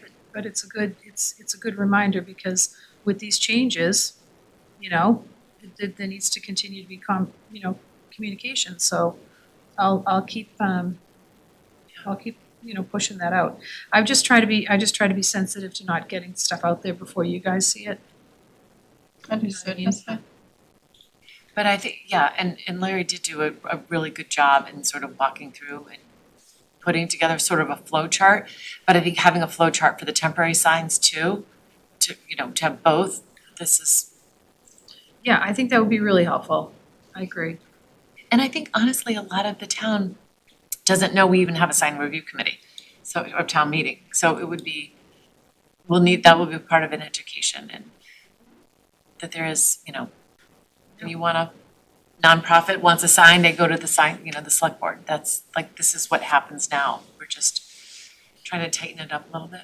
I know that the current chair of the warrant committee has, at recent town meetings, made some presentations on bylaws, where in the past it was generally the sponsor of the article. So I think a conversation with the chair about what his expectations are, or what, I don't think that the moderator will want this to be too confusing either, so I think it'd kind of be the process thought out in advance. Yeah, And totally. clear who's doing it, right? Well, one of the things that one of them asked for was like images of all the different types of signs that are in here. And I thought that was excellent feedback. Because people don't even know what happened, they don't even know what these things mean. So trying to strike a balance between like what Maggie was saying about keeping it like at the 10,000 foot level as much as possible. Sometimes what happens, Liz, and this is gonna take up so many pages of the warrant. Right. We don't have to actually, according to Carolyn, print the whole, put the whole. Nick's- Oh, Nick said we do? Okay, People are used to it. So it's gonna take So up, the town likes, that's how the town does it. okay. it's gonna take up so much of the warrant. And there were probably some members that arrived that haven't read the warrant. And when the article is as long as this, it's very difficult to read and process all of it. I don't know, the only reason I'm bringing it up is the presentation is gonna be key to being successful, to get town meeting to approve it in the first town meeting. I also think the comments that the warrant committee makes can be very helpful, and if Larry Johnson writes the comments and he's as fluent in the language and in the zoning, could be very helpful to town meeting members. Because they will have that warrant in advance, the ones who do wanna read it. I think others at times have referred to comments when they've gone to speak on the floor of town meeting. I think this, and it probably should be said, this addresses the interest of every party in Milton. It addresses the interest of residents, the building department, the DPW, select board, businesses. I mean, it Our is. planning department, Our the planning planning staff. department, I mean, it comprehensively serves everybody. Anyhow, we should go on, otherwise we'll. Yeah. 8:45. So, based on these, we're gonna need one more round, or has this already been sent? No, when will it go No. to the printer? So Go ahead. I just was gonna ask the same thing, because what I was gonna suggest is, and if everybody felt comfortable, having Liz work with Carolyn to get to get this cleaned up and then send it out to everybody for our review. So we'll if we have any comments before the public hearing, we can get them to Liz. So I recall in years past that there's been a question about what's been advertised being what is being reviewed at the public hearing. Now, these are changes to something that if somebody got the or read the advertisement and their expectation of what will be discussed, you remember this? It's like, If it's within the scope. yeah, I would ask Carolyn about Yeah, that. I did have a quick chat with Nick about that too, because I was a little concerned about that. Yeah, And so I definitely will follow up on it. okay. I think the sense is that it's, it has to be way outside the scope, right? So like adding, whole new sort of, categories, that sort of thing. I feel like a lot of the stuff we're talking about is kind of like tightening the language that's already in there. And so, but absolutely.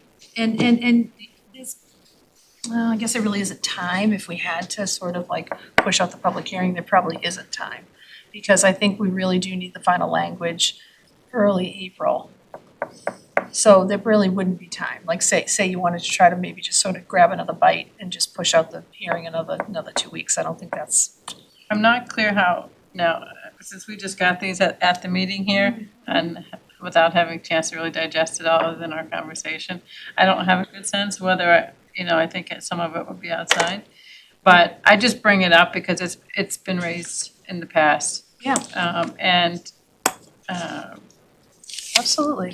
And the process procedure is important to some members, and so I think it would just be good to clarify. Do you think it makes sense to break it up and do it slowly over different town meetings? Like just do temporary signs, just do backlit signs? Because it's 17 pages of pretty confusing stuff. There's a lot of detail. And I think it's, to Sean's point, where I don't think a lot of people are gonna be researching this. I think they're gonna see it all. Questions are gonna come up and they're gonna kick it back for further study. If you take little bites at the apple. Well, this is something that's been on our agenda how many times? I know. I like a one and done. I feel like if it's incumbent upon us to present it in a way that's really clear. And I think it can be done. And I think one of the things that's really key is explain why you're doing it. And then I think you're right, you explain that we already have a sign bylaw, we already have sign processes, we have this committee. And this will make that work better for, as Sean said, for all the parties. And it's been in discussion for however many months and however many meetings, and sign review committee's been invited, the building commissioner, all of the various parties have been a part of it. Then at that point, town meeting members shouldn't, you can't prevent them from, taking a look and trying to, say that it needs additional study, I guess. But that to me would be, you give them some sense that there's been a lot of due diligence done, that there's a lot of input provided. Town council's been at table a number of times. Maybe Kathleen O'Donnell would speak, she's reviewed this and sent an email to the chair of the warrant committee. So it's not something that's been done quickly and without input, would be my point. Want to make sure that's clear. And it does protect the town from more sleepies, billboards. It does, and It's an emergency here to make if sure anybody nothing. remembers the whole billboard, the upset over, hey, how is this possible? Don't we, How'd that get there? how did that get there? Two Let's avoid that in the granite, future. yeah, which ended up being a petition and Dorchester residents were not supportive at all. Yeah, They brought it to Dorchester- Milton and say, don't NEPRA, approve it it, was, yeah. yeah. It protects, The one on Granite Ave. Yeah. That they did, yeah. Okay, good, all right, well, thank you all for that, and I think if you wanna iron that language out with Carolyn and then just distribute a copy and then we'll share that with Jay, make sure that answered his questions, But I think before you distribute it, it would be good to get her opinion about the scope. Absolutely. Yeah. So that's part of the email that goes out. and and just have any comments that our members might have. If there was something we missed. All right, good stuff. Okay. And if she deems it's outside the scope, then it can't go in. Well, then And you move forward without that change. It is what it is. You'd have to have a different recommendation from the warrant committee at that point. Yeah, right. If the change is outside the scope, then it can't move forward in this process. So, then the decision is do you move forward with the other 95%? That's within the scope, you know what I mean? You could even, it could still be though, the language that you want, but the process for it is coming through the recommendation of the warrant committee, because that's ultimately what we're voting on. So rather than having it be through us we've had that happen before, where there's been changes we wanted to make at the very end, but it couldn't be made by us any longer. So it had to be in Because the they had voted recommendation on of it the warrant already, committee. and when, that was the other question, when does the warrant get printed?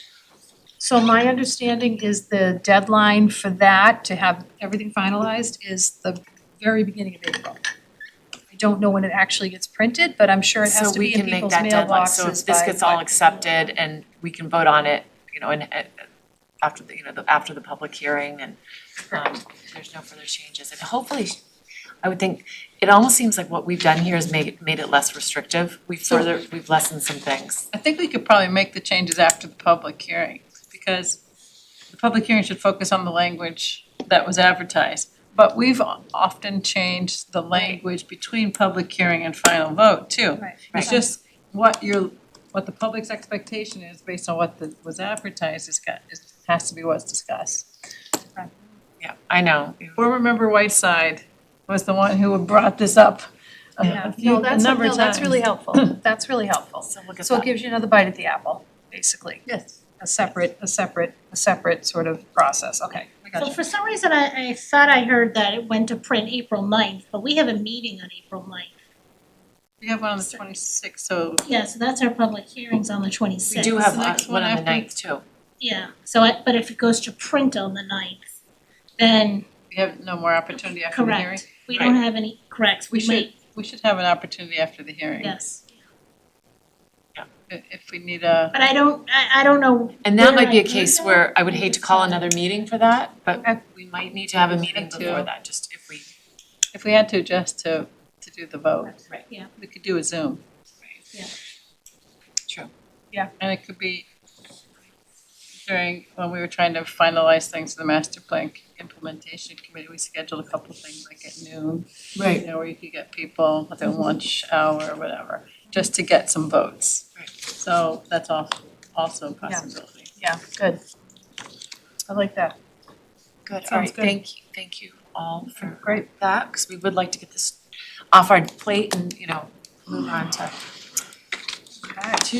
and so that's what, the next item, and I just wanted to, we put this on Thursday, Friday, I can't remember. The agenda for the select board came out, and they had an economic development plan, review of a scope of work, a letter from a consultant. And I called Liz, I think right when I learned about it, and said, wait, Liz, what's happening with this? Why is there a proposal for, or, a scope of work under something that the planning board had initiated in 2024? And we had begun, we met with MAPC, we had the meeting. So, and Liz wasn't here during that time, and actually it had been started with Tim, and then when Tim left, and I had followed up with Nick and said, where are we, on the next steps and moving forward with the economic development plan? And I should let Liz actually tee this up because she's gotten more information, but that the funding was no longer available, that the source. We actually discussed that at one of our Yes. meetings. It's in the meeting minutes. In the minutes, Yes. yeah, because I Yeah. looked at it also, yeah. So I called Liz and I said, I'm really confused. And then I watched the select board meeting, and then I became really confused because they allocated funds to a committee that hasn't been formed yet. And there really wasn't a conversation with, the work that the planning board had initiated.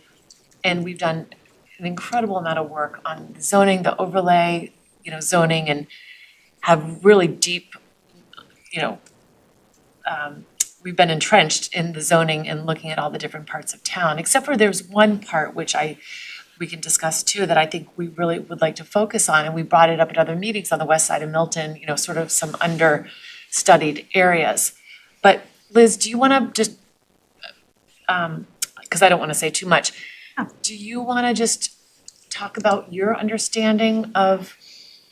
So my understanding is that the scope that was originally out there was beyond like the means, I guess, of what was available once that funding was taken away or that funding dried up. And that Avanti and I had worked on a DLTA application through MAPC.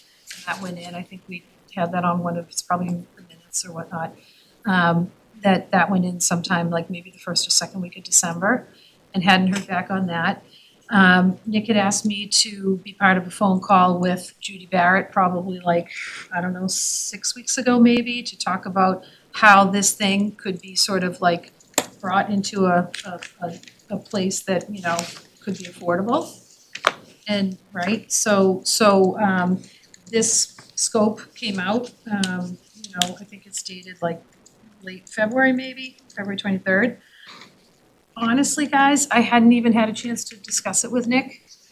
You know, and part of me was thinking that, you know, I didn't know anything about this funding. Part of me thought maybe this was gonna be a scope so that we could go to the community one-stop for grant funding maybe. Yeah, so I guess, you know, it's very broad. I think there's a desire to, you know, kind of understand what the priorities are for the planning board, obviously. You know, it hasn't gone out for bid, so there's an opportunity to sort of craft language in the RFP. That's pretty much all I know. The information about, you know, it being sort of with the master plan committee, that's kind of something new as well. So, yeah, that's, I mean, I'm still, you know, I'm just trying to stay, you know, on top of And what's I'm coming wondering, in. yeah, and I'm wondering if part of it was thinking, well, the master plan committee already has some funds, so maybe we can piggyback on those funds and we would go through the master plan committee because there's already a good bucket of funds. We wanna make sure we use those funds get used. They could piggyback with some of that free cash funds on top of that. Yeah. But I think I think maybe the members of the select board didn't know that it had been initiated and it's been one of the goals of the planning board to see this at some point get accomplished. I don't know, But- Meredith, I think you're being really too kind about that. I feel like we've worked a lot, and if the select board and Nick Milano's not paying attention to us, that's a problem for me. Like, we're all volunteers. We spend a lot of time. We spend a lot of time on this, and we've talked about this economic development plan. Recently in a meeting, as you said, yeah. We met in 2024. We had MAPC come to our meeting. We've asked about it. We've asked about it. So to me, I think you're being too kind. And it's kind of disrespectful, I think, to our board. I feel like this is another thing that they're hijacking from us. I listened to the selectmen's meeting the other night, and I was shocked that Nick said, oh, I've reached out to the planning board for their input. So this was on Tuesday night, and I said, I haven't been reached out to for our input. I said, that's a disingenuous statement. I said, maybe I missed something, so I went to the email, and I think you had sent an email at After I called you. 4:23 on Tuesday. We got an email from you, and I'm like, We this did? is his idea I don't think I did. of reaching out to the planning board a mere hours before he says publicly that he's reached out to the planning board for our input. I feel like that was a disingenuous statement. I actually, that was more, I think, in response to Meredith's phone call, which was that, you know, that it was on the agenda. that it was on the agenda for the select board. So I wanted to make sure that That we I saw what was didn't want, going on. I wanted to make sure that it was on the agenda so that we could discuss it. So honestly, that's honestly how that happened. That's, yeah. I mean, I'm just being, It I'm was, just being, I'm just being, you I'm just wanted me being to, because totally I honest. said, what is in that letter? And you were Yeah, I free- didn't want to be talking about something that hadn't been You're like like, yeah, I actually want on the the planning agenda, board so to that see was, that. that was the timing with that. Yeah. No, you were So absolutely. I don't think that was, he made an accurate statement.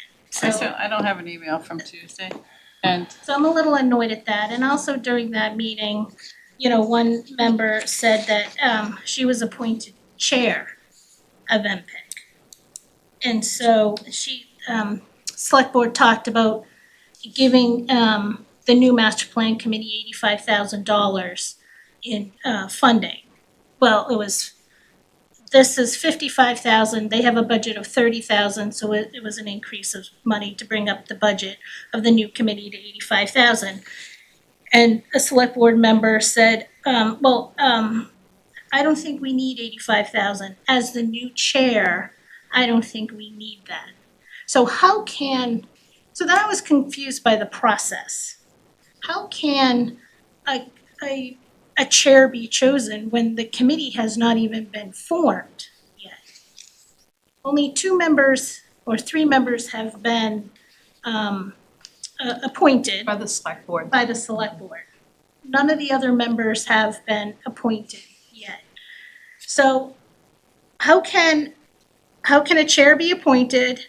How can money be allocated to a committee that's not formed yet? And how come there's only one committee in town, one non-elected committee in town that gets funding? There's just one, and that's this committee. And to me, that's concerning to me.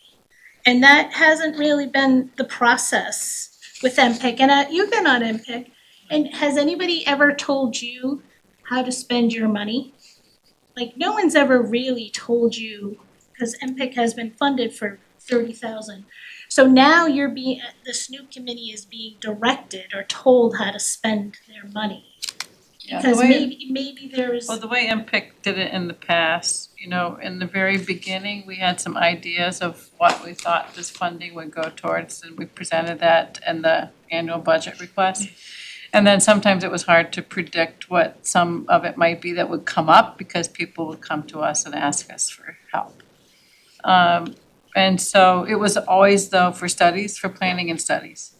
One of the things, like, I was looking in my long records, I had a folder called Market Analysis from 2019 and 2020.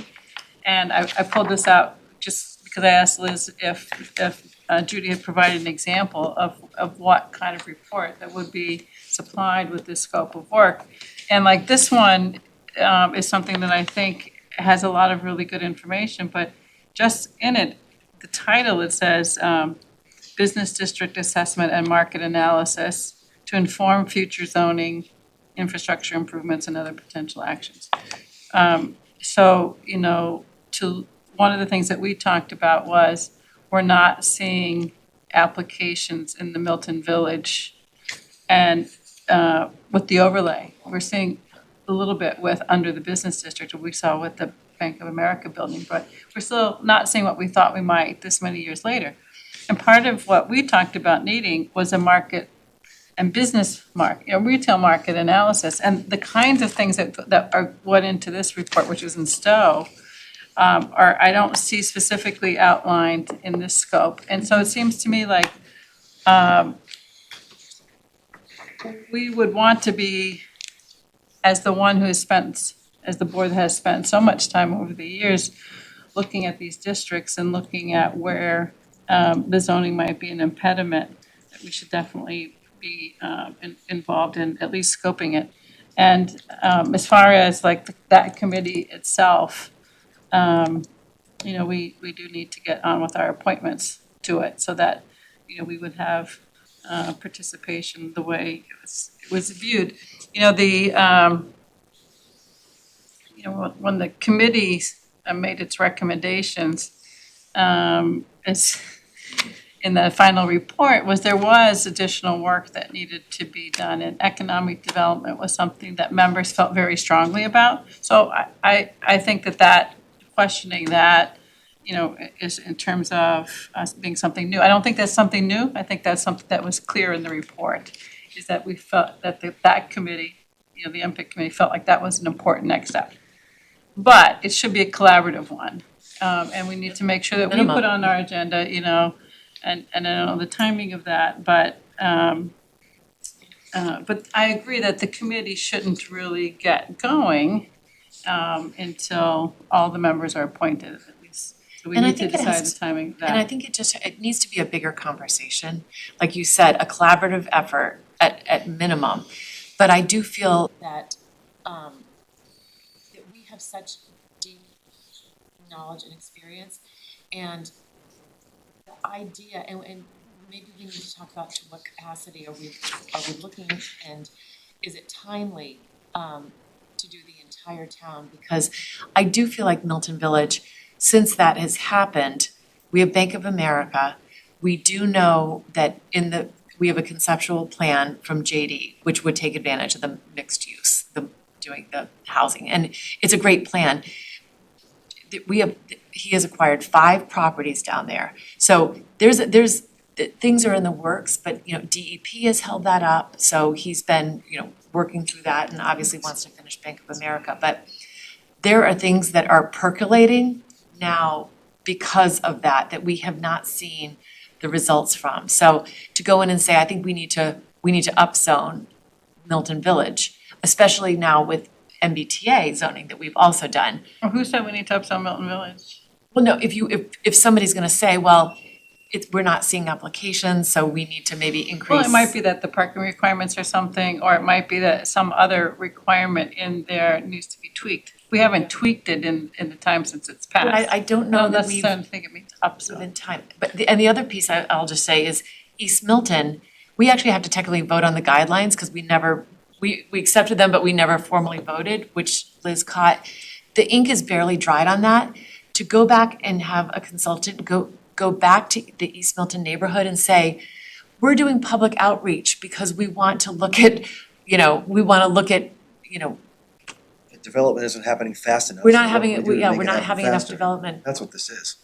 I think their heads would explode. I think they are so, East Milton they have gone through the Judy Barrett process. They've gone through the East Milton overlay process. They've gone through the MBTA process. They are burnt out as a neighborhood. They're like, we just can't go to more meetings and talk about. But we were saying that we wanted to finish the market study, sorry, Sean. We wanted to finish the market study, and I think we do. You're speaking almost like you don't wanna finish the work that was started. I wanna have a bigger conversation because are we gonna spend all of this money to really hear the public input that we've been hearing from the neighborhoods and all the public forums? We wanna talk about it. We have been wanting to do economic development. I think there's different approaches, and I had asked Liz, what was the scope, the difference in the scope of, I haven't really even read Judy Barrett's, but what versus what MAPC has put together? What are the difference in those two?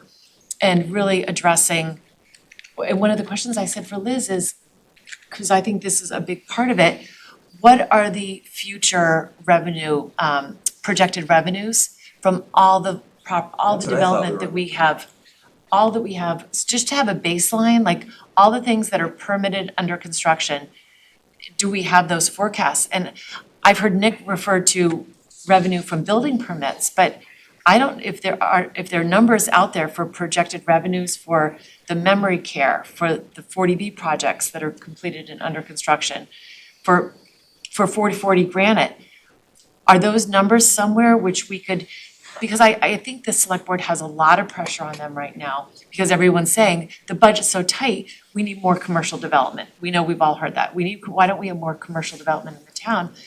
I don't think people understand how much we have permitted in the pipeline, which as a baseline, I think, before, in doing an economic development plan, look at all of the things under construction and permitted. Because I think we have a lot of revenue. I think this year we were up $1 million in revenue in our budget. Correct me if I'm wrong on that. 4.5. We have In- 4.5 free cash 4.5 free cash, I at thought, the end of the year. yeah, but okay, well, and if that's our total number, but I think it was projected to be less before the school, so I might be quoting old data, old And a information, lot of that but was stock market gains. I which just, aren't there I anymore. just think we want to be part of that conversation, and we have the experience in doing this zoning. I'm not sure, and I think it could be a collaborative effort, but the fact that the planning board was not included after we've had this, and I sent Nick prior to the meeting a list of our goals, and economic development plan is one of the planning board's goals. So are we all doing economic development plans? You know, but sorry, I let you speak. That's okay. To the point that you're making there, we shouldn't plead for anything. We are the planning board, we're the elected board, we should expect that it is our duty to handle that issue, 100%. And if there's gonna be a study related to economic feasibility, it would be foolish to have someone other than the planning board do it. Every single study that's been done and overlay that's been created happened with this board. So why would not the planning board be the responsible group to do that? There's no one in town that knows the East Milton overlay better than the planning board. There might not be anybody in town that knows the East Milton overlay better than you. You're a member of the planning board, and you're first and foremost a member of the planning board before you're a member of anything else. You know, that is your highest and most responsible duty, to be a member of the planning board, as it is mine, as it is yours, as it is Jim's, and as it is Meredith's. And, you know, to suggest that some other group is going to do that, I think is reckless as a town. It should be expected of us, and we should expect it of ourselves. The master plan committee was supposed to be an advisory group. That's how it was pitched to us. I think we would That all, was the intent. okay, well, that's That not, not, I presented to you, right, as advisory. that's exactly right. Now, let's be realistic. Anything in life that's rushed usually isn't done as well as it could be. The master plan committee bylaw was rushed. We were never part of a process to discuss what the charter of that group was. All of a sudden, days before town meeting, we start to learn of this master plan committee. There was no collaboration between the master plan committee and the planning board or anybody else in town. The director, you had just arrived. You know, as to what the master plan committee was gonna do and what their responsibilities would be. Anybody that says right now that they declare themselves the chair of the master plan committee, in my opinion, that has no validity. The chair is typically chosen once the committee is fully formed, and the chair is typically chosen by the group of people that represent the body. That's proper procedure. I don't know how this stuff starts and where it starts. I do think that there's concern about revenue. And this notion of an economic feasibility study is rooted in the idea that we need to create tax revenue. And it's further rooted in the idea that solving some of our financial problems in Milton is gonna be achieved by changing the commercial tax base. I've said it before, and I'm gonna continue to say it. Changing the commercial tax base in Milton is very hard to do, and it's gonna make such a small fractional change in Milton. People don't seem to get it. So if people don't understand that, I'm gonna refer back to an email that I asked of Nick Milano in February of '25. So this information is 1 year old, but it may have changed, but it didn't change much. So my question was real simple. I have a question that would be helpful to know the answer. Can you inform me of the commercial property tax revenue that Milton collects on an annual basis, the most recent year, as both a percentage of our total property tax revenue and as a total dollar value for the commercial property tax? This is his answer. I've attached 2 reports which give more detail, but here's a brief summary of the value in tax revenue generated by them. In fiscal year 2025, residential value was 95.63% of the total assessed value in Milton. 95.63. Commercial was 2.02%, industrial was 0.06%, and personal property was 2.29%. So just to help explain what personal property is, Nick describes it, it's primarily the utility company's conduits and poles. Now on to the values. So the total levy in '25 was $101,939,000. The residential portion of that was 93.47. So that means $95,291,000 came from the residential. That's 95 out of 101. The commercial was $3,072,000, 3%. So look at it this way. The entire commercial revenue in Milton is 3% of the total, and it's $3 million. If you wanted to find $3 million more in tax revenue, double the commercial that we have in town, double it. When it's not even possible to double it, no matter what you do. This idea of economic feasibility, thinking that we're all of a sudden gonna find a windfall of commercial tax, it is a fool's errand. It's a fool's errand. But yet we continue to talk like we can. The magic wand we don't have. Let me finish with this. The industrial levy is $96,543. The personal property, this is what I mentioned earlier that Nick described as primarily the utility company's conduits and poles. That portion is $3,478,000. That happens to be more valuable to the town of Milton than the commercial tax base. We collect more on poles and utility infrastructure than we do on commercial property. If the residents could understand this, maybe when these conversations start about let's create more commercial businesses in Milton so we can increase the revenue, we're wasting our time. So just consider all of that. Now, we've recently created the overlay in East Milton Square, which outlines the zoning that's acceptable to the town, passed in town meeting, right? For East Milton Square. We've created the overlay in Milton Village, right? So that area has been addressed. We're building multi-unit residential projects all over town. That might be a generalization, but it is all over town. You can find it from east to west, north and south.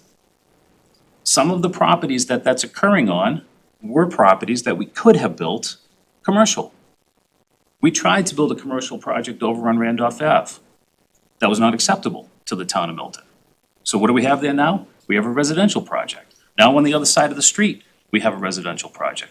We have 2 residential projects going up in East Milton. And if people are wondering why something isn't happening in East Milton, for example, what business owner would go into East Milton right now with 92 units being built behind Abbey Park and 34 units, I think, being built at 440? They have no, you would be reckless to go into East Milton Square and invest in a business right now. You have no idea what it's gonna look like, or how it's even gonna function, or how people can get there or can't get there. So in addition to those zoning overlays that we've created, we passed the MBTA Communities Act and created the zoning for that. The reality of it is, there was plenty of property in around the Elliott Street area that would have been perfect for commercial development. Perfect. But we gave that up. So the question is, how does it make good sense to do an economic feasibility study? For what? So, Sean, I'll wrap it up, but I guess this idea that someone else is gonna take that charge really troubles me. As I said earlier, the master plan committee was supposed to be advisory to us. This body is the one that knows the zoning that exists in town better than anybody else. And if anything's gonna be done, it should be done by the planning board.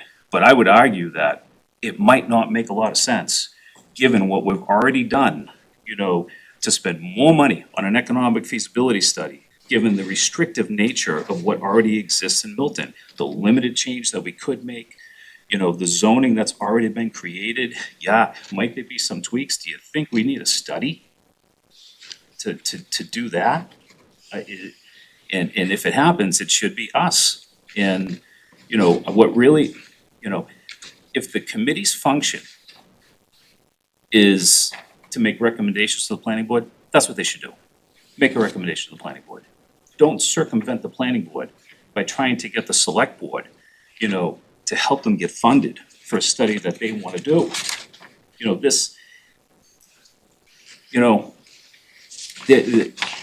It's not, this has crossed my mind.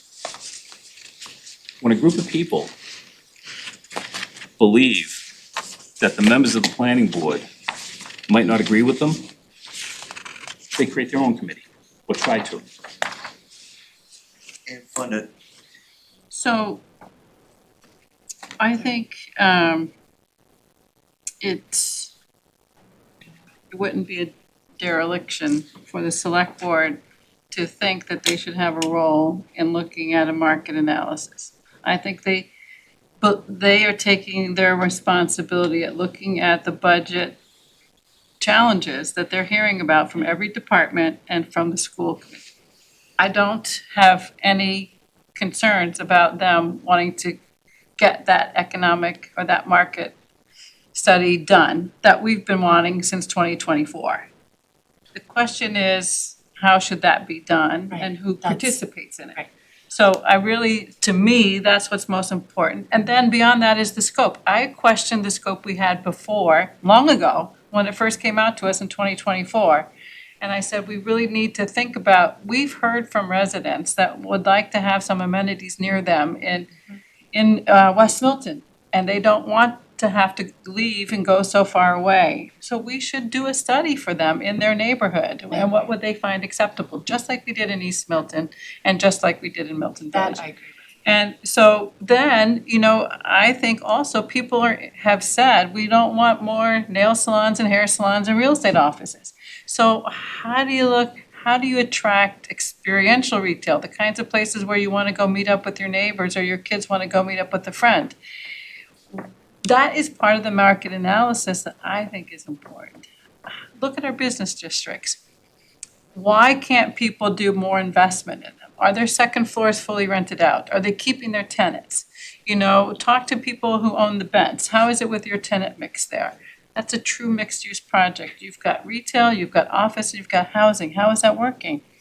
And learn from all the businesses that we have and learn from people who have tried to attract businesses. Like, you mentioned the largest property owner in Milton Village. He came to an MPIC meeting to talk about what he heard from potential tenants about coming to Milton. That's the kind of thing we need to hear about. We need to learn about. Are we missing opportunities because of our zoning or because of our processes or because of our reputation or what has it? There are some opportunities to reinvest. That's why we wanted the Milton Village zoning. That's why we wanted the East Milton zoning. And so, is it big enough to make a big chunk that somebody has established as a number? I don't know what number that is.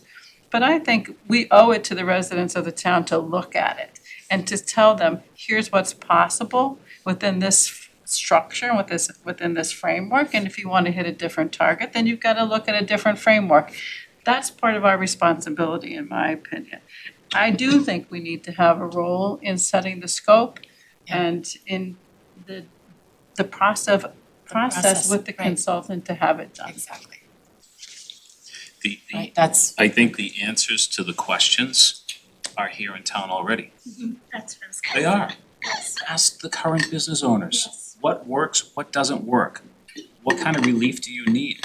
the answers that these business owners have, and they're the ones that are trying to succeed here in Milton, that's the answer that you need. You know, hiring somebody to perform a study is not gonna be as real and as accurate as polling every business in East Milton Square and every business in the village. You will have no idea about what the other market factors are if you don't have somebody who draws on a broader audience than what the businesses and property owners who already exist here are. If people say all the time, I love going to this town or that town, their main street is beautiful, has all this activity.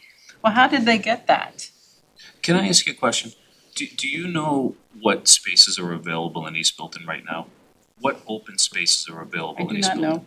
I don't think there's one. Well, right now there's Still vacant. open? Peel's gone. What is it? Milton, Peel is gone, I heard because of Milton parking. Cleaners, Grotto and there's Christo three has vacant not spaces. upped. No, but Peel could be just temporary. I thought they were changing. It's been 3 months. So Haven't so done But anything. then so it's- let's there's three vacancies right now. Peel, Well, the Milton Cleaners. Yeah. And Grotto and Christie. okay. So Peel's closed, they're not vacant. But if you, every time I go by, I look in the windows and there's more and more raw material leaving there and nothing's going on. So I guess the question is, what is it, Yeah. in your opinion, what is it that you would like to see in any of the empty spaces? We won't identify any one of them, but what is it that would be appealing to have in Milton for a business type or use? It's not for me to give you my opinion. That's the public Sure it is. process. We're the Cheryl, your planning board. opinion You're on the matters, Olympic. your opinion matters a What are you lot. talking about? I- I've been here Olympic's 12 done years. now. You've been a You have an representative. opinion, you've been here 12 You've been a years. representative of 10 years of the MPIC. I mean, you must have an opinion. Your opinion's valid. People are watching and listening. I hear, when you go on social media, for example, and somebody did recently, and they said, what would you like to see here? You get all kinds of ideas, and there's some creative ideas. That's the process that we should have, that where people can see that outside of Facebook, which I know you're not on, and I don't look at regularly, but that was something I saw. And I do think there is an interest in the residents, if I think about when I moved to Milton, which was in 1998, it was before there was Abbey Park, it was before Navarre, it was before Steel and Rye, and it was before Madre, and it was when there was no restaurants could exist because they didn't It was a dry serve any- town. It was a dry town. And there were very few places to go get a cup of coffee or a sandwich or meet up with somebody in town. And if we think about, many people have seen that those Joe's. are, I loved Java And the- Joe's. Java and the- Joe's and is- the town deli was But awesome. many people have been very appreciative of those businesses that have opened, and they see them now as an integral part of Milton. And so what other things would they like to see? We saw when J.D. Wild and Dan Carrigan from Steel and Rye came with the two Elliott To Elliott. to Elliott project. That concept was maybe not something that anybody had, like, if you asked them the question, they may not have answered that, but once they saw their concept, we saw their concept, we said, that's a wonderful concept.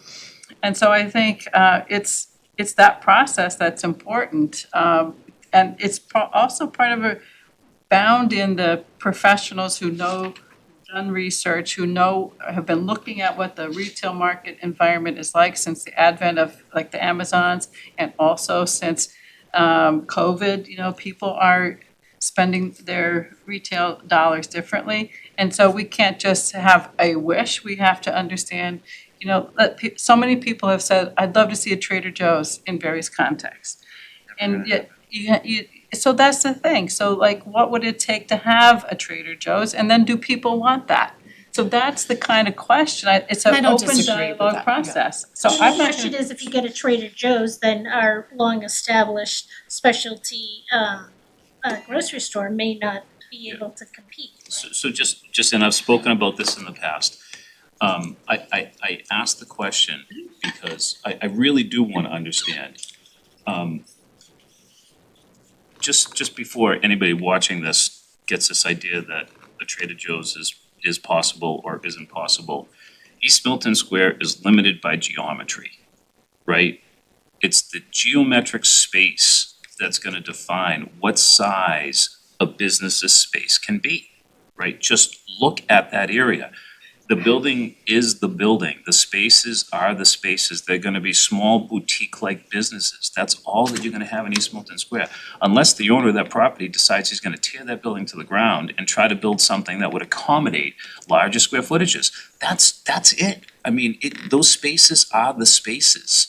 And you know this because, you know, if Trader Joe's ever approached you and said, I'd like to get into East Milton Square, the conclusion you're eventually gonna come to, there's no place that would fit you. Trader Joe's is 8,000 square feet, 10,000, I've built Trader Joe's stores. parking spot. And Doubt the- Trader the- Joe's so would the- ever so go to the- a parking lot. The greatest restriction that a business owner has, no business owner is gonna open a business in Milton unless it's a viable business. It has to be a profitable business.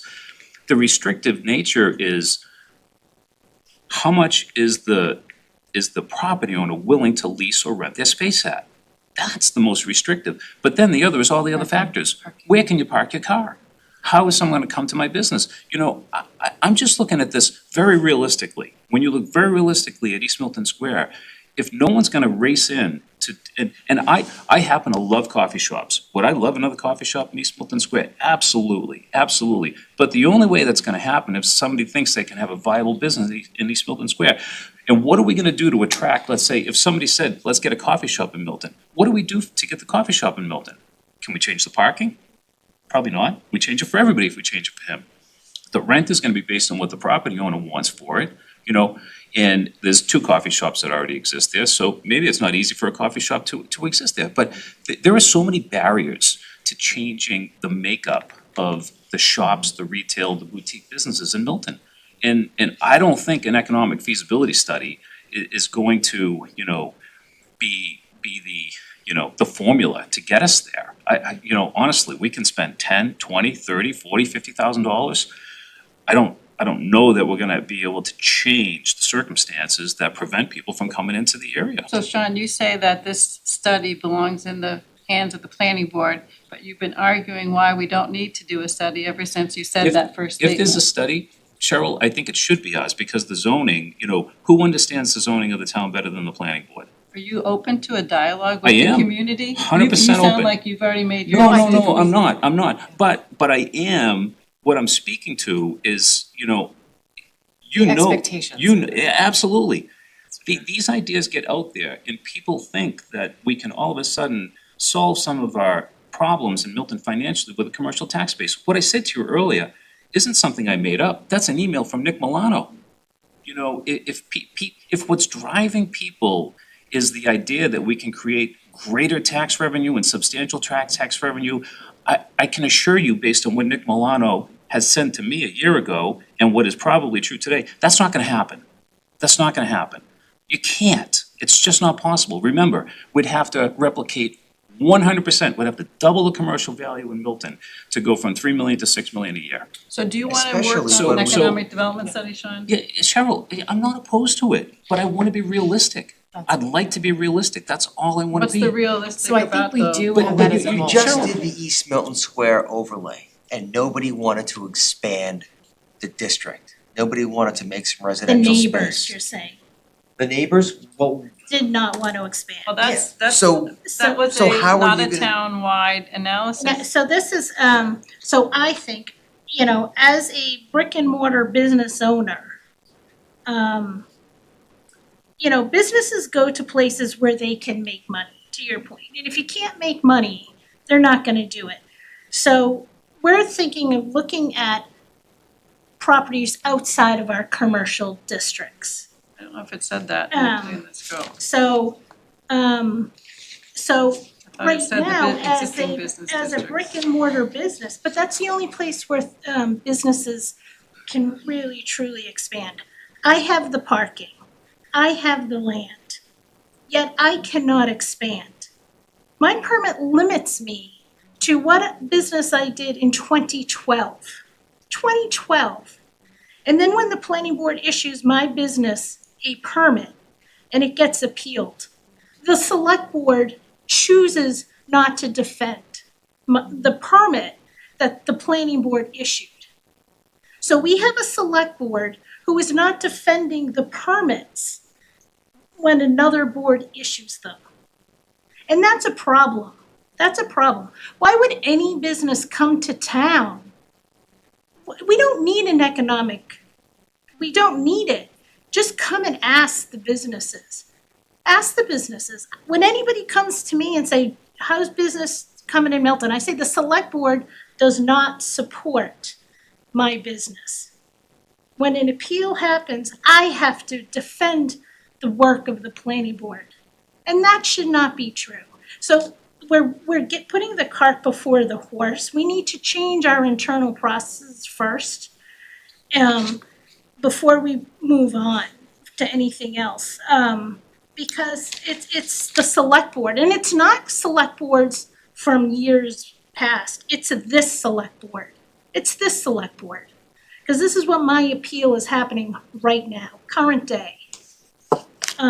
So it's live.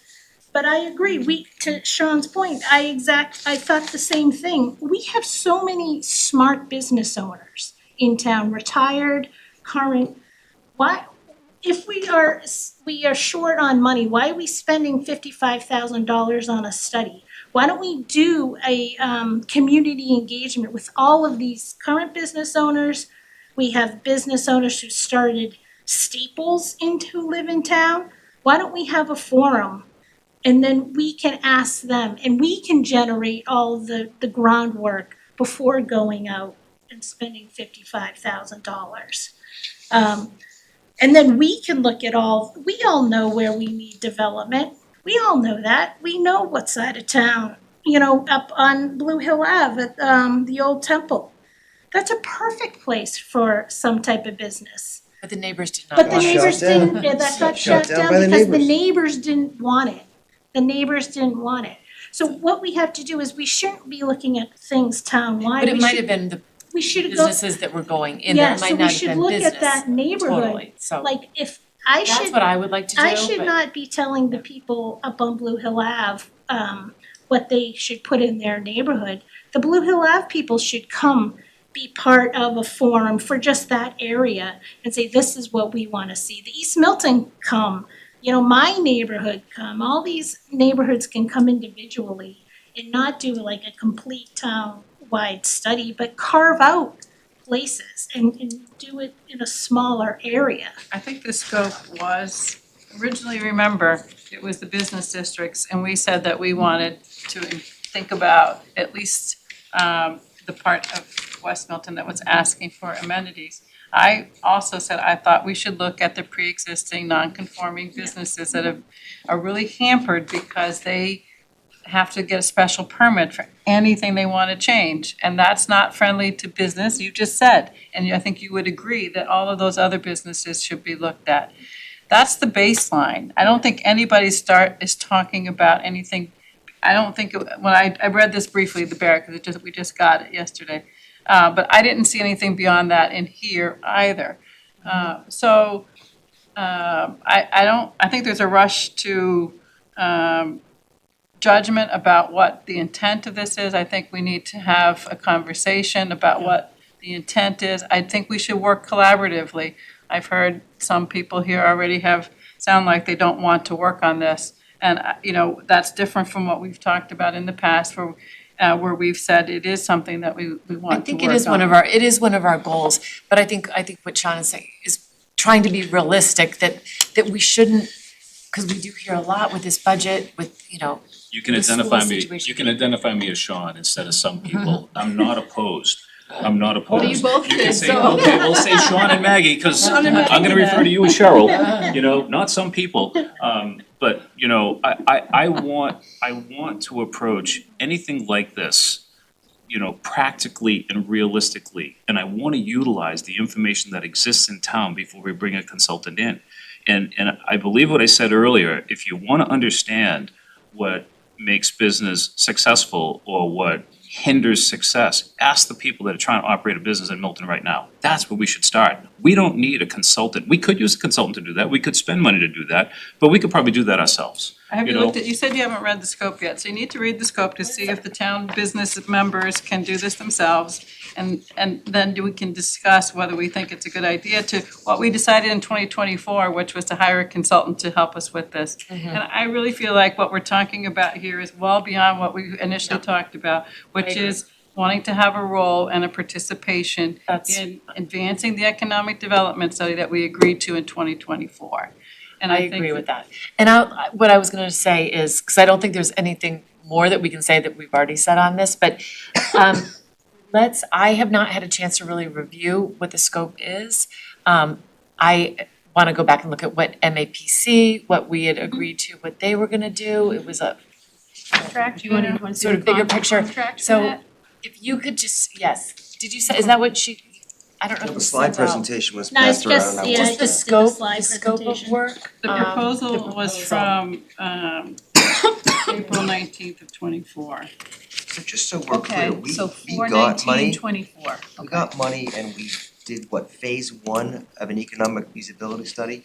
And then we ran out of money and then it just stopped? Is that what happened? The money was clawed back by the. So we were Money was still, clawed back. yeah, and so Okay, we're fine. still waiting to get the work product. We haven't seen the work product, so in one of these minutes from last fall, it said like $14,000 were spent. Right. So what did we get for that $14,000? Is it So that slide presentation so that we saw? I don't think the slide presentation cost $14,000. They definitely had done work beyond that, and that's, I thought they came in and gave a presentation, and I was trying to find it today. Yeah, so that was this Beyond, Where's the after slide that though. presentation? Okay. Yeah, no, I No, don't you think. don't think so? So, I So don't, that's yeah, I what don't 14 think grand so. gets you. And then, so now we're not getting the funding, so the select board decided to or is thinking about allocating 50 grand for the Barrett project? Is I that think they already did, right? They didn't Already take, they did. did They not already take did. a vote. Vote? They did not take a vote. But their Okay, intent is okay. to take 50 Gs, give it to the MPIC and have them start all from scratch? 55. 55. So they did not go into they didn't even go through the line by line of the scope. That's okay, so we're having this was- conversation, but the select board is pushing forward with this 55,000 regardless, is what Well, I'm hearing. and also too, the It's not procurement yet. it does have to be procured, so to work with this exact scope it's premature. So this I think was more to sort of get sort of the And whatever, the edges of it as opposed to the details of exactly, what's gonna be in the So scope. why wouldn't we go back out to MAPC since they've already done $14,000 worth of work? So why go to somebody new to start the process all over again? And I will say, we did get there was an email that I received at 3:55. Liz, I don't know if you saw it, because you were dealing with Carol and stuff. But it said, "Good afternoon. On Tuesday night, the select board agreed to support an appropriation of $35,000 from free cash to support zoning bylaw recodification work by the planning board. I will be updating the budget to increase the planning board's studies budget to $85,000 from the original planned appropriation of $50,000. I have also informed the warrant committee, which would still need to make this recommendation as well. So they need to get a recommendation for the warrant committee on that, For codification. for the Not for this. recodification. There was nothing about They're paying for this, is the way it's said. this, I which wanna would make have sure I'm been, not totally which missing something. that's what my instinct, what we Right. should, why aren't we We're continuing getting with completely bypassed for MAPC? some reason. It's going back and sort of wasting, throwing that money away that we've already. I thought that we had, MPIC is appointed, right? I Not thought elected. that we had asked that you were going to speak to them and find out how much it was, because we have money in our budget. I thought that's where we last left it. Yes. Yeah.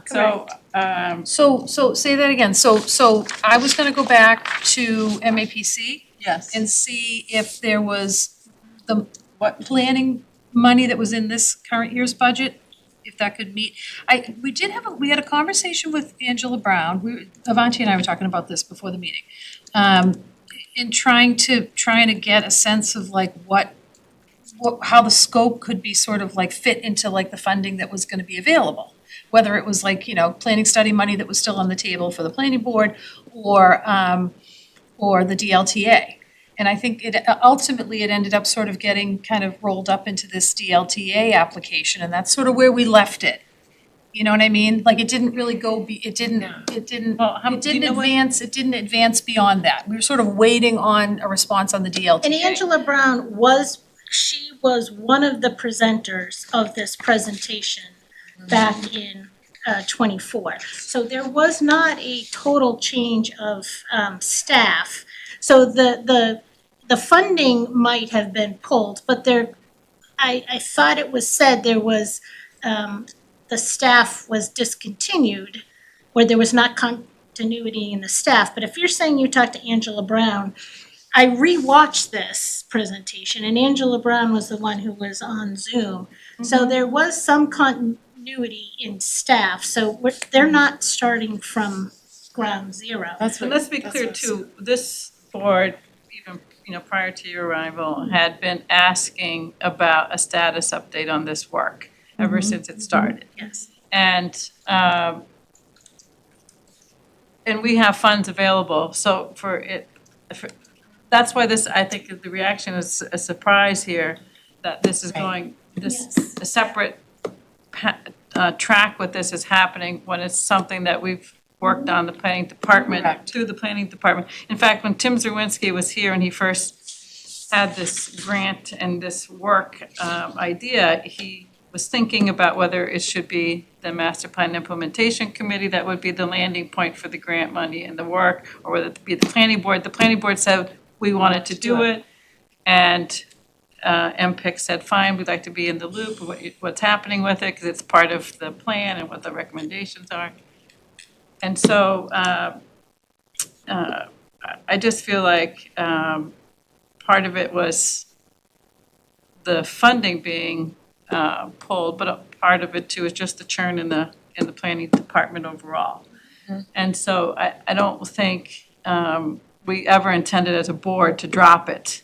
No. And No. I think that if MAPC could finish the work that they were contracted to do, and obviously they would need to look at the funding since it's a couple years ago.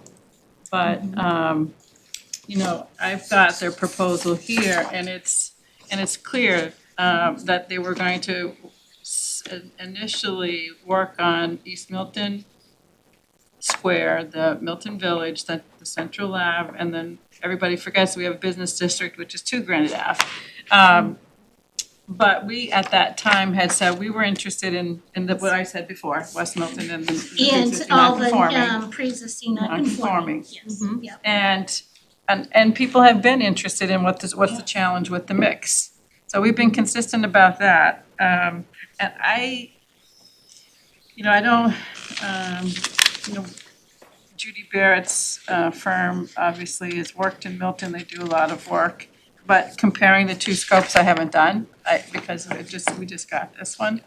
But if they have a different intent than what we were doing here, and I think, do we want 2 different reports, 2 different consultants? It's just a conversation.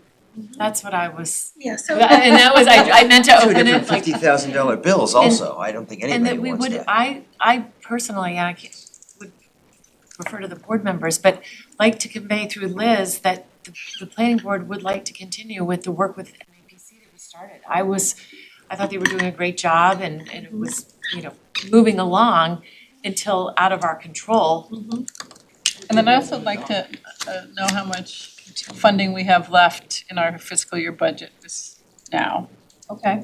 So that was also my question, is how much did MPIC end up with in their budget? So when it ended, and so where did It's about, that committee sunsetted, and so where did those funds go? so in that article, they got transferred to a new committee. To the new, so how many, And it's about $27,000. so they had said, I think on Tuesday, that they had, they didn't mention what the new committee has, they just said the new allocation, that the new committee would get $30,000, then they would add this $55,000, so the new committee would have $85,000. So in my mind, I'm like, okay, this is the only appointed committee that has a budget at It's higher 85,000. than ours. And that is bigger than our budget. So that's another problem for me. How can a non-elected board committee have more money than an elected? So there were many issues I had, and the other one is, do we need it? But that Tuesday night watching the selectmen's meeting, that was not going through my mind. It was the process I was annoyed at it, the process. And then knowing, because I've been sitting on this budget committee, knowing how tight money is, I was just surprised that they were kind of handing out, money when the town doesn't seem to be having money. So we're handing out more money to a committee, a non-elected committee, to spend on a study, when we have so many studies out there that we haven't done anything with anyway. So I had a couple different issues going on. One was just being overlooked and the process being hijacked from us. And then financially, a financial issue. Is there a way that we can, as a town, save spending that $55,000 and do some of the work on our own? Not to say I don't want to study it or anything like that, but is there a way to save some money because the finances are so tight? So was it the select board's intent to allocate the money, have the study and give it to the MPIC, or were they talking about doing the work on their own? No. It's their intent to fund the new committee, Just a master plan committee. Appoint It's it no and then longer have this MPIC, study and yeah. have them pursue this. correct. And that's why I was confused, because I think the select board members might not have known all the work that we did with MAPC. Nick knew, and so to throw that money out the window, Well, let's see how much it would be for them Let's to finish. finish the work. because I think that And that is a Would key. And then And just to be responsive too about the question on the expenses under that initial contract, I know they'd come out and done a public meeting with you folks and what have you. Yeah. There is a draft existing conditions report that they produced, so I Which we will haven't get seen that, yet. we right. did not got. So I will get that out to you guys. And that's part of what this scope is an existing conditions report. So, that's something that I do think we would, and maybe there are things, and I wanna review this further. But there are things in here that aren't in this scope that I think could be helpful. valuable. So, sure.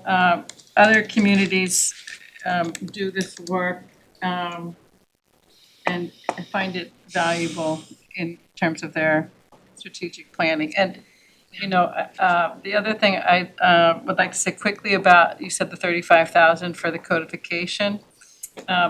Are we getting proposals for the codification? Because I'm wondering again, how much money we have left this fiscal year? Should we look at a two-phase approach to the That's what I- codification? So yeah. that we use, if we have funds for this year and then we use the rest of the funds next year, because 35 is probably not enough to do the whole thing. And so And it would I be get great worried if that we get to KP the end of the fiscal year and the money's gonna go back to free cash next year it instead would of be- using it like we should. And it would be great if we could get at least maybe a first phase done in-house with KP Law. It might be, Yeah, and I know that's- Liz has So mentioned the that. first thing to look at is the audit that the consultant did, that identified all the discrepancies and the things that need to get addressed, including the fact that our farm section. Which consultant?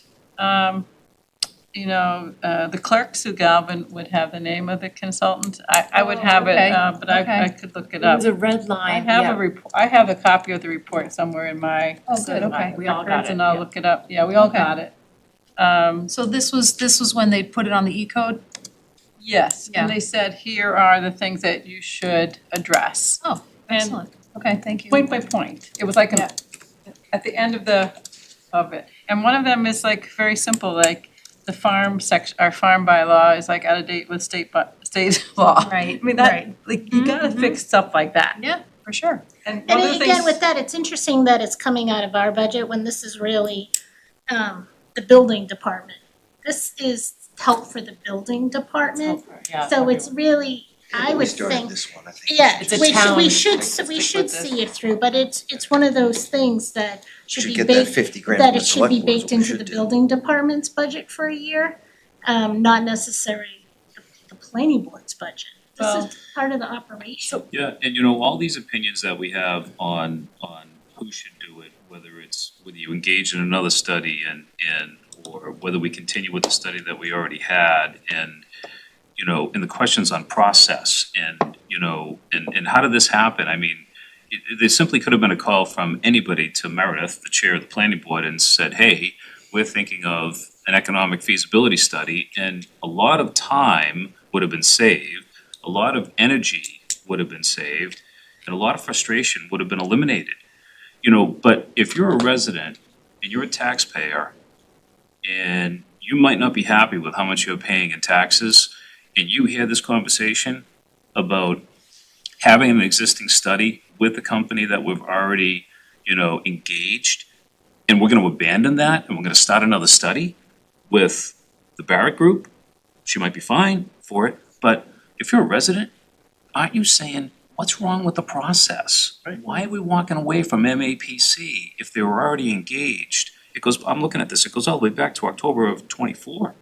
I think, isn't that the proposal the from I the? just don't know how proposal from- stale, I don't know how stale that is, Sean, Yeah, though, that's the okay, only it thing. was in the email, yeah. Yeah, But- it might but be, my it might point be is, stale. what matters most is all these dollars we talk about, whether it's our budget or somebody else's budget, it's the taxpayers' money. Those are the people that are paying for all of this. We all pay for this too. That, we can't lose track of that. Can't lose track of it. And I have issues with a lot of things. Like I said earlier, I'm not opposed, to exploring how we can improve any part of Milton. I wanna be realistic in terms of what we are communicating to the community that can be accomplished. What financially are we gonna solve by increasing the commercial tax base? Not a lot, not a lot. I wanna be realistic. I wanna be proper in terms of process. The planning board is where that should have come. And a call should have come from a representative of the select board or Nick to Meredith to discuss that. And I also feel, like I said earlier, engage the businesses that exist in Milton. Ask them what could be done to help you, grow or expand your business. We're gonna learn from that, how other businesses who aren't here could come into town and might be able to succeed. But no, I'm not in favor of spending, tens of thousands of dollars, for information. I'm all for finishing what we started with MAPC, but I'm not in favor of creating another study with another group of people and spending gobs of money that people work so hard to pay their tax bills. So I think if we're going to look at completing the study, we need to look at the scope and see if we want to refine it. Because it doesn't include the West Milton area, it doesn't include the pre-existing non-conforming, and we might need to understand what the additional cost would be to include that. But if you don't have this, Liz, and everyone else doesn't have it, Yeah. I have an electronic version of this that I can send to, that's their proposal. It's not an executed copy, so I don't have that, but, And while we do that, Cheryl, let's go back and look at the goals and objectives. yeah, it's in here, yeah, we Okay, should but look let's at make it. sure that the Yeah. goals and objectives, are still the goals and objectives that we have.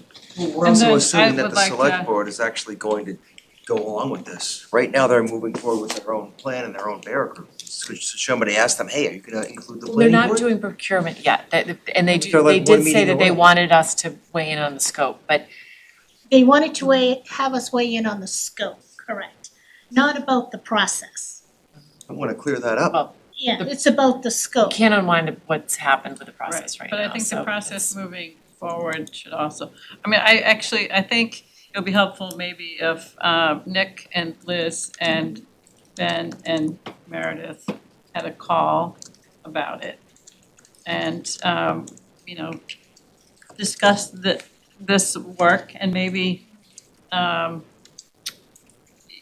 if you find that these proposals and the scope to be redundant, Liz, also, you can talk about that and would it make sense to change course a little bit and, and Unfortunately, I feel like the environment is so fluid the past couple of years, I'd be concerned that the existing conditions, you know, might be sort of stale. From a year ago? Well, I mean, I'm thinking, were they preparing it in 2024? It was When were presented they, to us when in were they barely doing, 2024. started when were it they in doing the 24. work? Were they doing the work in 2024? They barely start, they, Didn't it go out in April, you said? well, Wasn't the that proposal April? to us was in April of 24. You know what, maybe it's not. That is just my, that's just my Business kind of districts like my. haven't changed that much in 2 years here. I think it is. Right. Yeah, it wasn't, because it was sort of the end of Well, 2024. is it sort of like market, I feel like are we talking about market forces? They were just doing existing conditions at the time, right? Right, So that's where she's starting. yeah. What are our business districts? Where are they? Yeah, Yeah. yeah, I'll look at it. Stuff gets stale really fast. So anything that's not like, sort of like very, very specific to Milton, like sort of like data, right? That's what they looked That's at. sort of like more regional data and what have you, like, I just, that would be my gut, but I could be wrong. I could be Alright, wrong, so- it could still be nice and fresh and. I guess until we see it, we don't. We don't I know, and what I would say too is, we have to verify that that work is either usable or not usable. And if it's stale in a year and a half, it takes a long time to get zoning done. It took 5 years to get Milton Village done. And so, that, I can't imagine honestly that it's stale 100%, but I'll take your caution on it So and it's see what comes back. existing conditions in Milton, Yes, that's what this, Yeah. yeah. Yeah, that not slide deck that outside we of watched. Milton. Well, my sense is that they're looking at regional things, They you did know, that. sort of like the development constraints and sort of like what's happening regionally with the labor market and all of those things affect Milton, They in do. terms of like what type of development's gonna come here and. I don't think it was that high level. I think it was more of a. Okay. So More specific, like very let's specific. That's what I go recall. back and that I- reread. All right, Yeah, let's okay. reread it. Let's put this on the agenda for the next meeting. I think the first step is for Liz and Nick just to have a call and just, share some of the feedback. Express our frustration. And that we do want, this is a goal, I clearly set him a goal, things that we've been working on and other things that we have continued to wanna work on, so. One of the interesting things in It was looking realistic. at this Barrett proposal, I don't see in where it says what the goals are. What I see is the background and the scope of services. You'd have to look at what was asked of them. Yeah. For a proposal, somebody must have outlined something, if it was simply an ask for, give me an economic feasibility study, whatever. But I mean, typically, if you're asking for services, you need to outline what you your want. purpose. Yeah, And they only had in it 2 outreach sessions. That's it. Well, I don't think, it would be interesting to see, again, need to look through it a little more. They're not talking, I did see in both cases, they weren't talking about individual properties, they're talking about an area. So like, let's just say East Milton is an area. So I don't know if they can get as granular as our pre-existing non-conforming, but if they could at least say, you should update something about this so that the hands of these business owners aren't so tied. That kind of feedback I think would be useful. who's that addressed to? This, Yeah. Nick Milano. And this was the planning department before. Because Tim, So those they 2. had the grant, funding. And the grant funding, it says on this proposal, awarded through the Commonwealth Chapter 268, an act relating to the economic growth and relief for the Commonwealth. And so it could have been some funds coming out of COVID, I don't know for that's sure. what. I mean, it says right on this first page, we recommend the town establish an economic development working group to guide this project and to specifically help with defining what economic development means in Milton. Where's this one? That's on the first page under mobilization. Okay. Of Barrett or So, the original? so, I mean, that's I think that's why it is so broad. Because I think it's intended to be, that this working group is gonna define those priorities. Because a lot of this is sort of very much sort of like a broad process. And I think Liz too, it is a broad process. I think we should get very specific of what are we hoping for? What are we hoping for? Before we get ourselves too caught up and then consider, is what we're hoping for even possible? Consultant or not? You know, we don't get to that level of granularity, but we probably should. It's going through my Cause mind. honestly, I haven't met a consultant out there that doesn't like to sell their services. You know, even if, you know, it can't be like highly beneficial, they're all in business to stay in business. They'd be happy to give you a point of view. I kind of look at this as kind of like if I got somebody who said, I want you to design a building for me. Oh, great, what do you need? I don't know, I want you to help tell me. I'm like, okay, well, you gotta give me some parameters to know what kind of building I'm gonna design for you. Exactly. Cheryl. All she got. I face these questions too. Right. How much is my building gonna cost? Well, how many stories is it gonna be? What's the square footage? What's it gonna look like? What's the exterior? So I understand that, and that's, again, this is the root of one of the problems we have. We have to read it more carefully, I but understand, but Right. you quickly, just looking at it very quickly, I think you've already seen some issues. well, I would want to be very clear about if there is something at high level, we need to identify some specific outcomes. I think that you'd wanna come out of that work. And I think, you know, otherwise leaving it to a committee that's not yet formed, and you don't know what the skill sets and background that those folks have in the topic, that committee may need some guidance. And if that committee's getting guidance from Liz, that's one thing, and Avanti, that's, you know, because would be the expertise that would be able to help guide setting the scope. But an undetermined skill set deciding the scope would concern me. And Liz and Avante have limited time in terms of the guidance. I think they come to work every day to guide us and guide Nick Milano and work collaboratively with others, but I mean, I don't think it's our expectation of you as a town that you're gonna guide the master plan committee.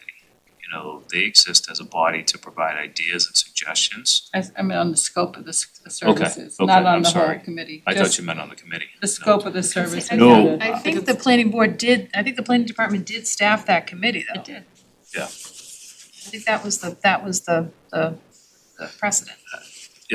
I you know, as I said earlier in the meeting, Nick has so many things that we want him to work on.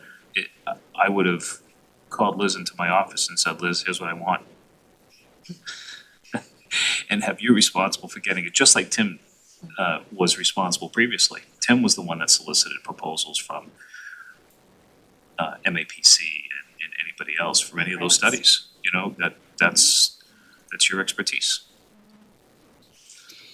All right, good. Well, that was the last item on the agenda. I think we fully discussed. Can I just ask you quickly, what's gonna be on the agenda on the 26th that you said the public hearing on the sign bylaw? It's gonna be the finalization of the sign bylaw, and obviously the public forum, so Yeah, so depending on did how we, much- can you reach out to the chamber and invite them to come?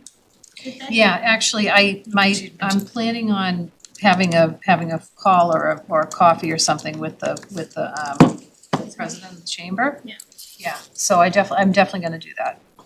Okay, cause I'm a member, I'm not like an active member, cause they meet at lunchtime and I'm working on them. But so I haven't gotten any emails about like they even know what's going on.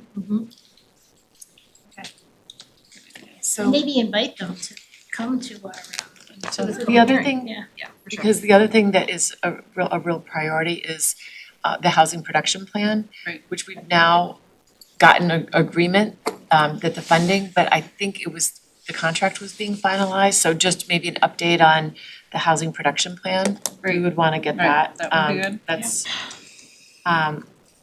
again, I think Avanti, so. you've been great with the open space and recreation, maybe we'll have an update on that. Can we also at some point in one of the upcoming meetings ask Liz and Avanti to help us out with where we're at with our affordable housing? That's what the housing production plan. Okay, so it'll be We'll go- included within That that? we'll get it, yeah, and Perfect. update it on Yeah. that. And we can probably get that even before. People ask, and I don't know that I'm capable of giving anybody a correct answer. You know, and I know some of that in are we in safe harbor, what does it take to be in safe harbor, and, you know, all those Right. questions that people think about and, you know, and projects go in and out of, I can't remember the time frame, right, but Yeah. if you're not permitted within a certain time They frame, drop- they yeah, drop you, off. so, yeah, so, but it's easy to lose track of that, cause we're not, you know, we're not really on a regular basis discussing what's permitted, what's not permitted. So, Yeah, we know, but yeah, we sort of, Anyhow. but I think we could come up with that. Great. Number. Yeah, I definitely have a spreadsheet that tracks the projects. So I can just make sure it's up to date and share that. send that to us, that'd be great, yeah, thank you. And putting a committee together, part of what we had talked about was putting a committee together for the housing production plan as the liaison. So what if we need anything on that? But I think, and we'll put on this economic development, we can review the scopes again, you know, any comments that we have and any further, you know, feedback, and I'm happy to join a call and Well, I think, again, I think the selectmen meet before us. we meet on the 24th. They meet on the 24th, so, how are they going to get our feedback? You know, Nick said, I don't- oh, I want the input from the planning board. It won't be ready for this, I don't think, They and won't. again, we're, yeah, It's physically impossible. yeah, to fund a non-formed committee at this point, which we're not delaying. And cause I did have a conversation with Liz Dillon on her, you know, appointments. And she said it might take me a little while. She said, I just wanna review. She was surprised the select board had made their appointments so quickly. She thought it would be a little bit, we would wait a little bit to see who, you know, for all the applications to, you know, whoever's gonna apply to come in. And so she was gonna let me know, you know, who she was going to, and I said we would, then, Did somebody say how many, or do you know, Liz, how many people have applied? I think that I can, there's a folder here that Lynn has been linking me to. Okay. Let's see.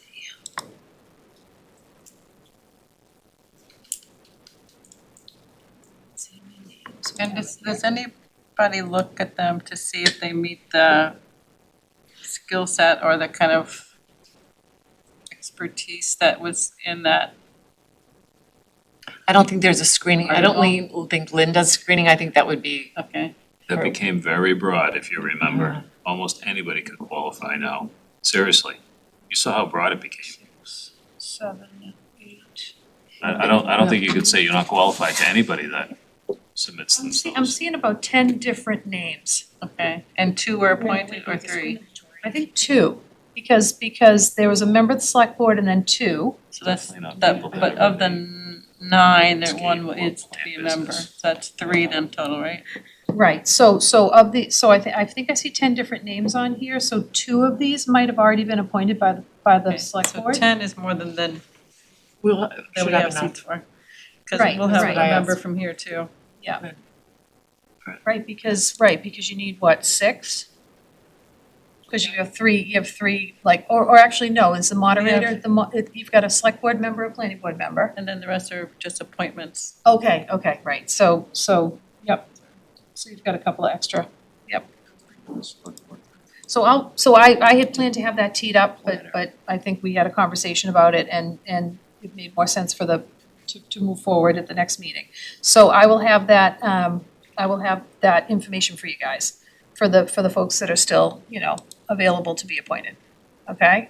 And as soon as we hear from the warrant committee, cause I told Liz, you know, we can fill in, because I think we have an understanding of what we would need to fill in,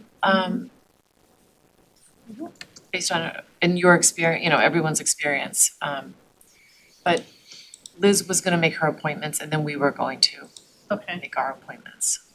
fine. Make sure you're a candidate, Jim. But in. You can. All right, well, with that, I think we can have a motion to adjourn. So moved. Is there a second? Second. All in favor? Aye. Great, Right, thank good you. night, thank you.